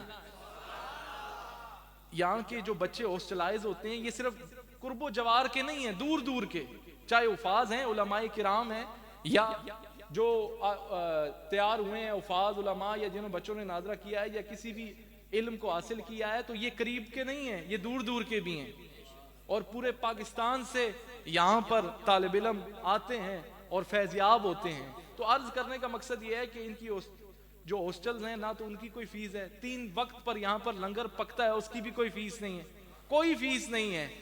یہ اس بات کی بھی ترغیب ہے ہمارے حضور قبلہ عالم ابھی، کیونکہ انہی جب اتنا فیض ہو پھر بھی آپ کے بچے محروم رہیں، جب اتنا فیض اجاگر ہو، ہم دنیاوی تعلیم کے لیے کوشش کرتے ہیں کہ جو اچھی سہولت ہمیں ملے، جو اچھی کام ہمیں ملے، یا جو اچھی کوئی اپرچونٹی آئی ہوئی ہو اس کو اویل کرنے کی کوشش کرتے ہیں، تو دینی معاملات میں کیوں نہیں کرتے؟ دینی معاملات کی جب باری آتی ہے تو گھر میں جو سب سے لسا اور سب سے جو کم عقل بچہ ہے، جی چلو اسا مدرسے پا دینے، ہم الٹ چل رہے ہیں۔ چاہیے تو یہ تھا کہ دینی علوم میں ان کو ڈالنا ہے، دینی مدارس میں ان کو جانا ہے جو سب سے ذہین ہے، یہاں الٹ چل رہا ہے، دنیاوی تعلیم کے لیے اس کو منتخب کریں گے جو سب سے نکما ہے، اور جو دینی تعلیم ہے اس کے لیے نکمے کو، اور جو دنیاوی تعلیم ہے اس کے لیے اچھا، جس کا اچھا برین ورک کرتا ہے۔ نہیں، اصل کامیابی یہ ہے، اس میں یہ آپ کی دنیا کا بھی فائدہ ہے اور آخرت کا بھی فائدہ ہے۔ ابھی جب ایک بچہ جب اس مدرسے میں داخل ہوگا یا یہ مدارس، اچھا یہ صرف ابھی یہ بوائز کا ہو رہا ہے نا، بچوں کا ہو رہا ہے، اسی طرح بچیوں کا بھی اپنے وقت کے اوپر سینکڑوں کی تعداد میں ہر سال کی طرح وہاں سے بھی معلمات تیار ہوتی ہیں، بچیاں جنہوں نے حفظ مکمل کیا ہے وہ تیار ہوتی ہیں، اسی طرح وہ پورشن بھی ہے، وہ ہے، اس کا تذکرہ یہاں پر نہیں ہے، ان کا اپنے اپنے وقت پر ہوتا ہے، اور ان کی جو فیمیل ٹیچرز ہیں وہ اپنے وقت کے حساب سے ان کے پروگرامز کو لے کر چلتی ہیں۔ تو یہ تو آج بچوں کا معاملہ ہے۔ تو عرض کرنے کا مقصد یہ ہے کہ یہ جامعات، اور پھر اس میں یہ بھی ضروری ہے، یہ اس دربار کے اوپر نہ جمع ہے، نہ منع ہے، اور نہ طمع ہے، نہ جمع ہے تے نہ منع ہے تے نہ، یہ حضور قبلہ عالم کے 3 جملے ہیں، یہ بہت پہلے کہیں بولے تھے، مجھے ابھی یاد آ گیا، اتنے نہ جمع ہے تے نہ منع ہے تے نہ طمع ہے۔ تو عرض کرنے کا یہ خالصتاً کچھ دل جلے ہیں، اصلا نہ لمحہ چوڑا کوئی چندے باکس بھی نہیں، نہ ہر جمعے تے کر کے کوئی چادر کھلنا ہے، تو یہ اپنے اپنے طریقے لے، وہ اچھی بات ہے، وہ ایک طریقہ کار ہے نا، جو بڑی بڑی کیا کہتے ہیں جی یہ تنظیمیں ہوتی ہیں ان کے طریقہ کار ہوا کرتے ہیں۔ اتنے کدے کھلے یا کوئی نظر آیا نہیں کسی جمعے تے کہ چادر پائی ہوئے آؤں کر کے لمبی کے جی چلو جمعے سے پہلے، یا کسی دکان کے اوپر دربار کا کوئی چندہ باکس ہو، نہیں، اپنا اپنا طریقہ ہے، اس کو طنز نہیں کر رہا، ٹھیک ہے اپنا طریقہ ہے، دینا چاہیے، بڑھ چڑھ کے دینا چاہیے۔ ادھر خالصتاً دست غیب ہے، یہ کچھ دل جلے ہیں حضور قبلہ عالم سے پیار کرنے والے، یہ آپ کی یہ آپ کے اور ہمارے محتاج نہیں ہیں، اتنے تسی ایک بھی نہ آؤ پھر بھی یہ کام چلسی۔ یہ خوشبختی ہے کہ آپ کو یاد کر لیا جاتا ہے کہ بھئی کوئی ادھر صدقہ و خیرات اور مدارس کا خیال رکھا جائے، یہ حضور کی سنت ہے، اتنے کمی کوئی نہیں، ادھر کمی وغیرہ کوئی نہیں ہے، ادھر کمی کوئی نہیں ہے، ادھر کوئی ایسا مسئلہ نہیں ہے، یہاں تو یہ کچھ دل جلے ہیں جو چلا رہے ہیں اور قیامت تک چلاتے رہیں گے۔ یہ آپ کی خوش نصیبی ہے، مشائخ کبھی رخ موڑ لیتے ہیں آپ کی طرف، یہ ہم کہتے ہیں غلام، وہ تو کہتے ہیں آنے رہے منتہینا، بس دینے رہو، ان سے لیا کچھ نہ جائے دیا جائے، لیکن ہم غلام ہیں تو پھر چلانا بھی ہے نا کام کو۔ ان کا مزاج تو وہی فقر محمدی والا ہے، نہ وہ ایسی باتیں کرتے ہیں نہ کہتے ہیں، لیکن یہ ضروری ہیں چیزیں۔ تو آپ نہ جمعاتے نہ تماتے نہ منع، ادھر تو وہ عالم ہے، یہ کچھ دل جلے ہیں، خالصتاً دست غیب ہے، لمبی چوڑی کوئی آف شور کمپنیز نہیں ہے، لمبے چوڑے کوئی میرج ہال نہیں ہے، یا کوئی ایسا کوئی ذرائع نہیں کہ یہ خالصتاً نسبت رسولی کا فیض، دست غیب اور کچھ دل جلے جو حضور قبلہ عالم کے حکم پر یہاں پر چیزوں کو چلا رہے ہیں، اور وہ چلاتے رہیں گے، ان میں اضافہ ہی ہوتا جائے گا، کمی نہیں آتی۔ یہ آپ کے لیے دعوت خیر ہے اور یہ ضروری ہے۔ وقت کا پیغمبر اگر تبلیغ کر سکتا ہے کہ جاؤ گھر سے لے آؤ اٹھا کر سب کچھ، اسی دے بعد چاہیں پھر اگے سننے والے صدیق اکبر انگڑوں ہونا، ایویں صدیقی نعرہ نہ ہوئے نا، نائے نہ صدیق نہ ہوئے، کمے نہ بھی صدیق ہوئے۔ ناموں کے صدیق بڑے پھرتے ہیں، کام کا اللہ صدیق ہمیں بنائے۔ تو عرض کرنے کا مقصد ہے یہ تو ہے، تو ان مدارس کا خیال کرنے سے آپ کی اپنی دنیا بھی سنورے گی اور آخرت بھی سنورے گی، مال دینے سے بھی سنورے گی اور اپنی اولاد یہاں پر ایڈمٹ کرانے سے بھی سنورے گی، دونوں طریقے سے سنورے گی، اس میں نقصان کوئی بھی نہیں ہے، فائدہ ہی فائدہ ہے۔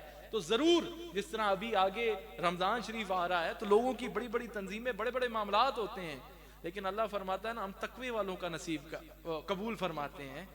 تو پھر آپ نے یہ نہیں دیکھنا لانا یہاں پر ہے، وہ صدقہ و خیرات یا مدارس کی خدمت آپ کی ہوگی، تقوی مشائخ کا ہوگا،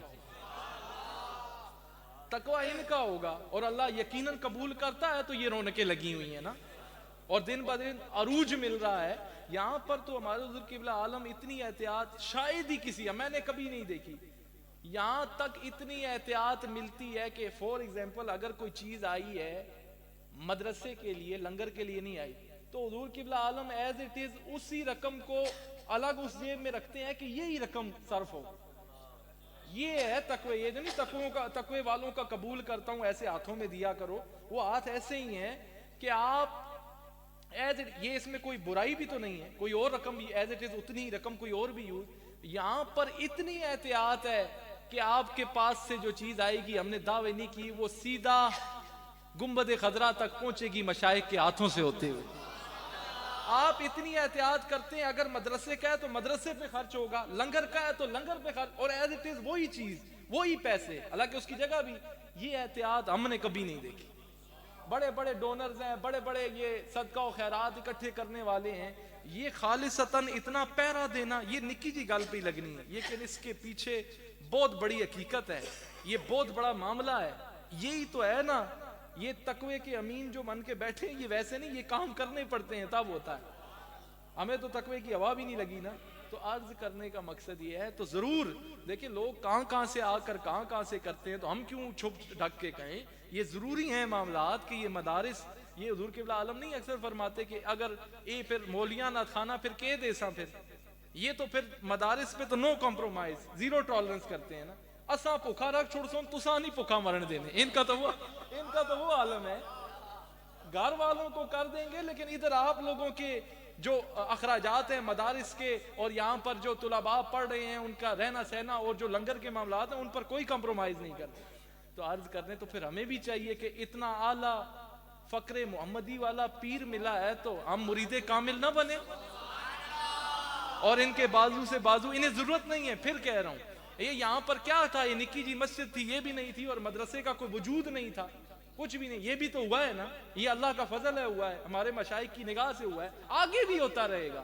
لیکن ضرور اپنے دربار شریف کو ضرور یاد رکھیں، چاہے کوئی بھی یہاں صدقہ ہو خیرات، ہر قسم کے معاملات یہاں پر چل رہے ہیں. تو ساتھ وہی نظر آنے نا جنہاں یہ پر کے دینے، یہ جو مجلس میں نظر آتے ہیں، مشائخ کے ساتھ کئی ایسے گھر جڑے ہوئے ہیں، کئی ایسے مولوی جڑے ہیں جنہاں محلے نہ امام بھی نہیں، امام جڑا ہونا ہے محلے نہ ہوتے، اس نے گھر والے نہیں پوچھنے، اس کے گاؤں والے اسے نہیں پوچھتے، اس مولوی نے اور اس امام نے اس حافظ نے بھی ان کے ساتھ لو لگائی ہوتی ہے.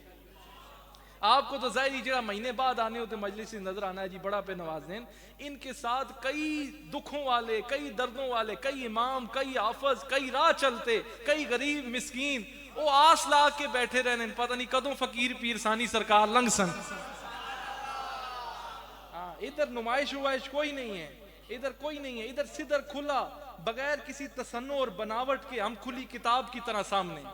پیر تے تصنع تے بناوٹ کرنے نا، ادھر کچھ بھی، ادھر کھلا روحانی فضا ہے، سیدھی صاف، کیونکہ ہم خود اندر سے صاف ہیں تو اگلے بھی صاف ہی ہے. تو ادھر کوئی تصنع اور بناوٹ، بعض اوقات یہ چیزیں کچھ کھول کے بتانے کی اس لیے ہوتی ہیں کہ اب یہ زمانہ ایسا آ گیا، اب نہ ویسے مرید ہیں، وہ ہم مرید کامل بنیں گے تو تب یہ فیض نصیب ہوگا نا. تو دعا ہے اللہ تعالیٰ سے جو میں نے کہا اپنی بارگاہ اقدس میں، اور ضرور اپنے جامعات کو، اپنے دربار شریف کو، اس کے ہوتے ہوئے کسی اور کی طرف جانے کی کیا ضرورت ہے. یا تو یہ نا یہاں کام ہو نہ رہا ہو، جب آؤ یہاں لنگر ملے گا، یہاں دینی لنگر بھی ملے گا، یہاں جسمانی لنگر بھی ملے گا، لنگر ہی لنگر ملے گا، روحانی لنگر بھی ملے گا. پھر اسی طرح یہ صرف ابھی بچوں کا پروگرام ہوا ہے، اسی طرح بچیاں سینکڑوں کی تعداد میں ان کی چادر پوشی ہوتی ہے ہر سال، اور اپنی اپنی جگہوں پر جا کر وہ انہوں نے آگے مدارس کھولے ہیں. تو یہ سارا فیض ہے، یہ اخراجات ہیں، یہ ہوا میں تو نہیں چلتے یہ معاملے. تو عرض کرنے کا مقصد یہ ہے، بیٹھ جائیں، حضور قبلہ عالم وضو فرما کر آ رہے ہیں، بیٹھ جائیں. تو عرض کرنے کا مقصد یہ ہے کہ ان کے ساتھ اللہ، بیٹھ جائیں، آپ بیٹھ جائیں، جلدی سے بیٹھ جائیں، تاکہ حضور قبلہ عالم آپ وضو فرمانے گئے ہیں، بیٹھ جائیں بھائی، بیٹھ جائیں، بیٹھ جائیں، بیٹھ جائیں، بیٹھ جائیں. تو عرض کرنے کا مقصد یہ ہے کہ یہ جامعات، یہ معاملات، یہ میتیں اور یہ لنگر خانے اور یہ فلاحی کام، اور اسی طرح ابھی جائے اعتکاف جو خواتین کی ہے، ابھی یہ ایک نئی ڈیولپمنٹ ہو رہی ہے، وہ بھی تو بتاؤں نہیں؟ آپ ذرا توجہ میری طرف کریں، ذرا کہیں سبحان اللہ. ادھر سارے ایک دفعہ ہاتھ اٹھا کر کہیں سبحان اللہ. یہی ڈیولپمنٹ آپ کو پتہ ہے، ابھی رمضان شریف آئے گا، یہاں پر 1000 سے زیادہ بندہ اعتکاف بیٹھے گا انشاءاللہ. سینکڑوں کی تعداد میں، ہزاروں کی تعداد میں یہاں لوگ جامعہ مسجد مدنیہ میں بیٹھتے ہیں. اس سال ایک اور انتظام ہو رہا ہے کہ جو جائے اعتکاف ہے خواتین کے لیے، اس کا انتظام بھی اب ہو رہا ہے. اس کا انڈر کنسٹرکشن ہے، ابھی کام لگا ہوا ہے، اس میں بھی کوئی شامل ہونا چاہے تو ہو سکتا ہے. یہاں پر کاموں کی کمی نہیں ہے. جو یہاں پر معتکف حضرات بیٹھتے تھے، میل جو حضرات ہیں، جو مرد حضرات ہیں، وہ جامعہ مسجد مدنیہ میں بیٹھتے تھے. اب اسی طرح خانقاہی مسجد کے پیچھے جائے اعتکاف خواتین کے لیے، اس کا انتظام ہو رہا ہے. وہاں بھی سینکڑوں کی تعداد میں سال بیٹھیں گے اللہ کے فضل سے، لیکن اس کا کام ابھی انڈر زیر تعمیر ہے. تو اس میں بھی ضرور جہاں تک آواز جاتی ہے، جو کسی بھی حال میں، کسی بھی رنگ میں ہوتا ہے، وہ خدمت ضرور پیش کیا کرے. یہاں کاموں کی کمی نہیں ہے، فلاحی کاموں کی کمی نہیں ہے، لنگر کی کمی نہیں ہے، مدارس کی کمی نہیں ہے، اچھے کاموں کی کمی نہیں ہے، وہ تو ہر وقت جاری ہیں. یہ آپ کی خوش بختی، خوش نصیبی ہوگی کہ آپ جہاں پر فیض عام جاری ہے اور آپ محروم رہ جائیں. تو ضرور جو تعمیراتی کام ہے، اور اس خانقاہ کا یہ اعزاز ہے. جیسے میں نے پہلے کہا کہ یہاں پر کوئی تصنع اور بناوٹ نہیں ہے، سب کچھ کھلا ہے، نہ کوئی لمبی چوڑی یہاں پر کچھ اس طرح کے معاملے ہیں. یہاں پر جو آتا ہے ہاتھوں ہاتھ اس کو اللہ کی رضا کے لیے لگا دیا جاتا ہے. نعرہ تکبیر، نعرہ رسالت، نعرہ تحقیق، نعرہ حیدری. دربار اعظمیہ رحیمیہ سالک آباد شریف، حضور الحاج فقیر پیر ثانی سرکار، حضور الحاج فقیر پیر سلطان سرکار. تو اس کو ہاتھوں ہاتھ لگا دیا جاتا ہے. تو یقیناً جو باتیں میں نے کی ہیں آپ کی سمجھ میں آئی. تو میں اسی سے تسلسل جوڑتے ہوئے، کیونکہ اس کے بعد تقریب ختم ہے، اس کے بعد یہ دستار بندی اور یہ ہم اینڈنگ کی طرف جا رہے ہیں.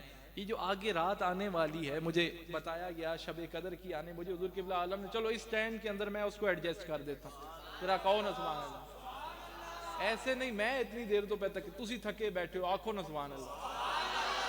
تو جو آنے والی رات ہے 15 شعبان کی رات ہے، حضرت عائشہ رضی اللہ تعالی عنہ، حضرت مائی صاحبہ آپ فرماتی ہیں کہ 15 شعبان کی رات کو میں نے دیکھا کہ حضور جنت البقیع کی طرف گئے ہوئے ہیں اور وہاں عبادات کر رہے ہیں. میں نے غیر موجود پایا گھر میں اور میں چلی گئی دیکھنے. حضور فرمانے لگے اس رات کے حوالے سے، یہ رات جو آنے والی ہے یہ ایسی رات ہے کہ اللہ تعالیٰ آسمان دنیا پر نزول فرماتا ہے، اور اس کی رحمت پکار پکار کر کہتی ہے کوئی رزق مانگنے والا، ہے کوئی ہمارا کرم مانگنے والا، ہے کوئی ہم سے ہمارا طلبگار، کوئی ہے، کوئی نعمتوں کا طلبگار ہے تو آج ہم اس کو عطا کریں گے. اللہ اپنی شان کے مطابق آسمان دنیا پر نزول فرماتا ہے اور ایک ندا ہوتی ہے. اور پھر شعبان کے مہینے کے اندر حضور علیہ السلام کثرت سے روزے رکھا کرتے تھے. پھر آپ سے اس کی وجہ پوچھی گئی کہ حضور یہ معاملہ کیوں ہے؟ آپ فرماتے ہیں میں روزہ اس لیے رکھتا ہوں کہ جب میرے اعمال رب کی بارگاہ میں پیش کیے جا رہے ہوں تو میں روزے سے ہوں. اس ماہ کو ویسے نہ سمجھیں، یہ استقبال رمضان والا مہینہ ہے. یہ شعبان جو آتا ہے یہ پریکٹسز کرنے کے لیے آتا ہے کہ اب تیار ہو جاؤ، اب روزہ رکھنے کے لیے تیار ہو جاؤ، اب اعتکاف بیٹھنے کے لیے تیار ہو جاؤ، اب اپنے آپ کو جو روزمرہ کی زندگی عام روٹین والی ہے اس کو بدلا کر رمضان شریف کے لیے تیار ہو جاؤ. یہ اس لیے آتا ہے، یہ پریکٹس کے لیے پہلے آتا ہے. اور اس کا ذکر حضور نے اسی طرح منبر پر کھڑے ہو کے شعبان میں بڑی ڈیٹیل میں دیا ہے. یہ خطبہ بڑے ڈیٹیل میں جو تھا ہی رمضان کے لیے.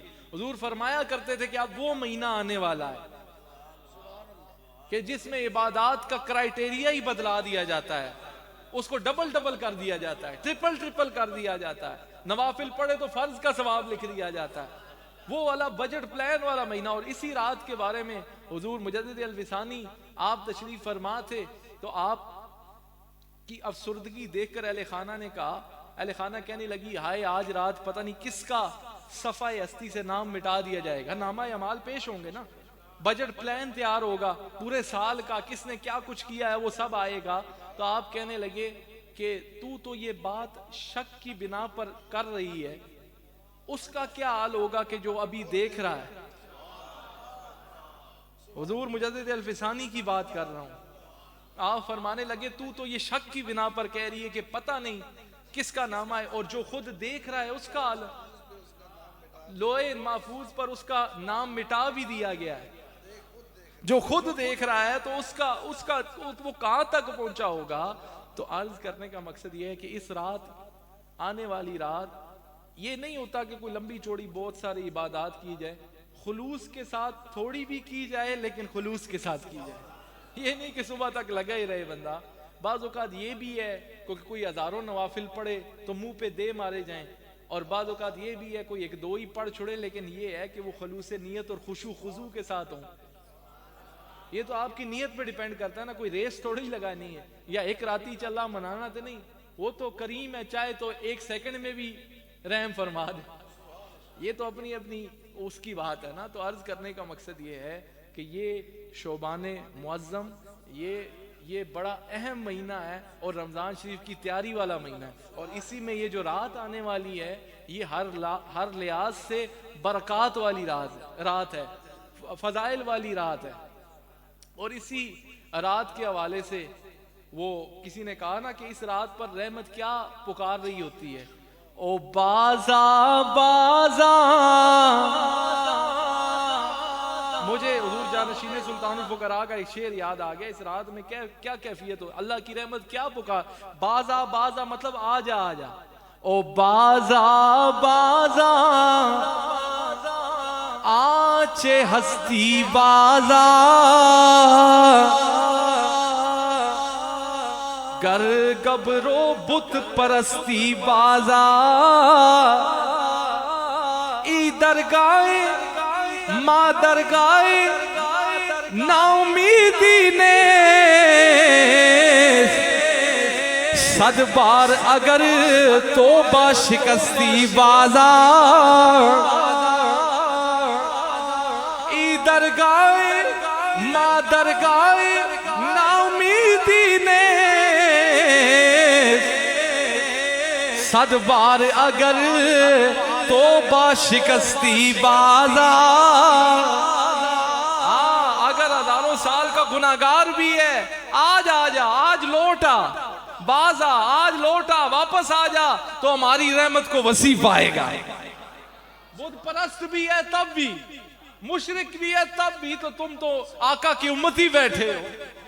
ای درگاہ ماں درگاہ نومیدی نے، صد بار اگر توبہ شکستی بازا.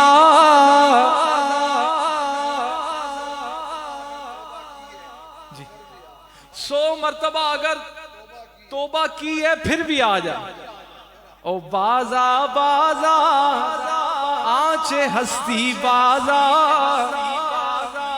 ای درگاہ ماں درگاہ نومیدی نے، صد بار اگر توبہ شکستی بازا.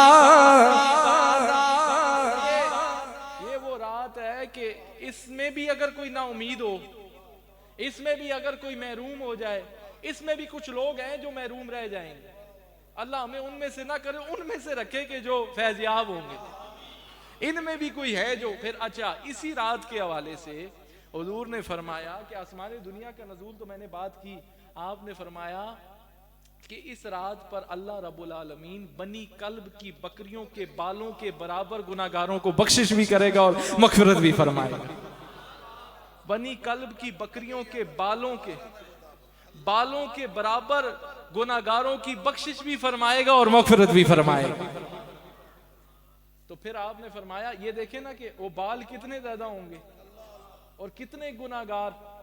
تو یہ عرض کرنے کا مقصد یہ ہے کہ گناہگار فریاد امتی کرے جو حال زار میں ممکن نہیں کہ خیر البشر کو خبر نہ ہو. تو عرض کرنے کا مطلب یہ ہے کہ خلوص نیت سے تو اگر قدر کی جائے تو ہر رات ہی شب قدر ہے اور شب برات ہے. یہ تو ویسے بھی تہجد کے وقت جو ہے نا وہ ویسے بھی آسمان دنیا پر نزول ہوتا ہے. بعض اوقات لوگ اچھا ایک اور بھی بڑی اسی جب آپ یہ رات آئے گی نا اس سے پہلے سوشل میڈیا کے کچھ سکالرز آ جائیں گے جی, آ کر کہیں گے جی کہ اس کا ثبوت کتنے, یہ ثبوتہ نہیں بڑی. او بے وقوفو, اگر کوئی قوم اگر اس پاس سے لگ ہی گئی ہے, ذوق پیدا ہو گیا ایک کسی خاص رات عبادت کرنے نا, جڑے نہیں کرنے نہ کرے نا, اس کو آپ تنقید بھی نہ کیا کریں. ایک قوم پہلے جمعہ بڑی لیٹ آنی ہے, اے ورنے تاؤں جدوں خطبہ کھلسی تے تاں ورنے. اگر انہاں بھی ذوق پیدا ہی ہو گیا ہے اس رات کو خالصتاً, اگر ذوق ان کے اندر پیدا ہو گیا نوافل پڑھنے کا, تسبیحات پڑھنے کا اور کوئی تلاوت قرآن کرنے کا, اس وچوں بھی محروم کرنے ہو انہاں. مطلب یہ جو سکالرز آ کے آپ بیٹھ جائیں گے اور کہیں گے جی ثبوت لے کے آئیں شب بارات کا, یہ کون سی رات بدعت ہے تو فلانا.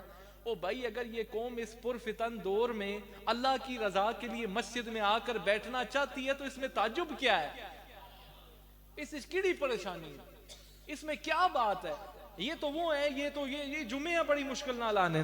تو اگر کسی کا ذوق بن گیا ہے,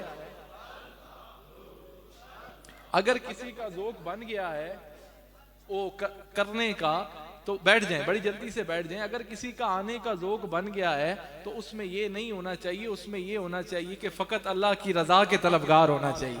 تو دعا ہے اللہ تعالیٰ سے, میں نے کہا اب یہ آگے یہ نشست اسی طرح چلے گی اور جو دستار بندی ہوگی اس کے پروگرام کو آگے لے کے چلا جائے گا. وہ میں ساتھ نہیں لایا, آپ لسٹ ادھر موبائل سے دیکھ لیں, اور یہاں پر اناؤنس کریں گے, جس بندے نے آنا ہے وہ اناؤنس کرتا جائے اور ساتھ ساتھ آگے ترتیب کے ساتھ پروگرام کو چلاتے جائیں. وآخر الدعوانا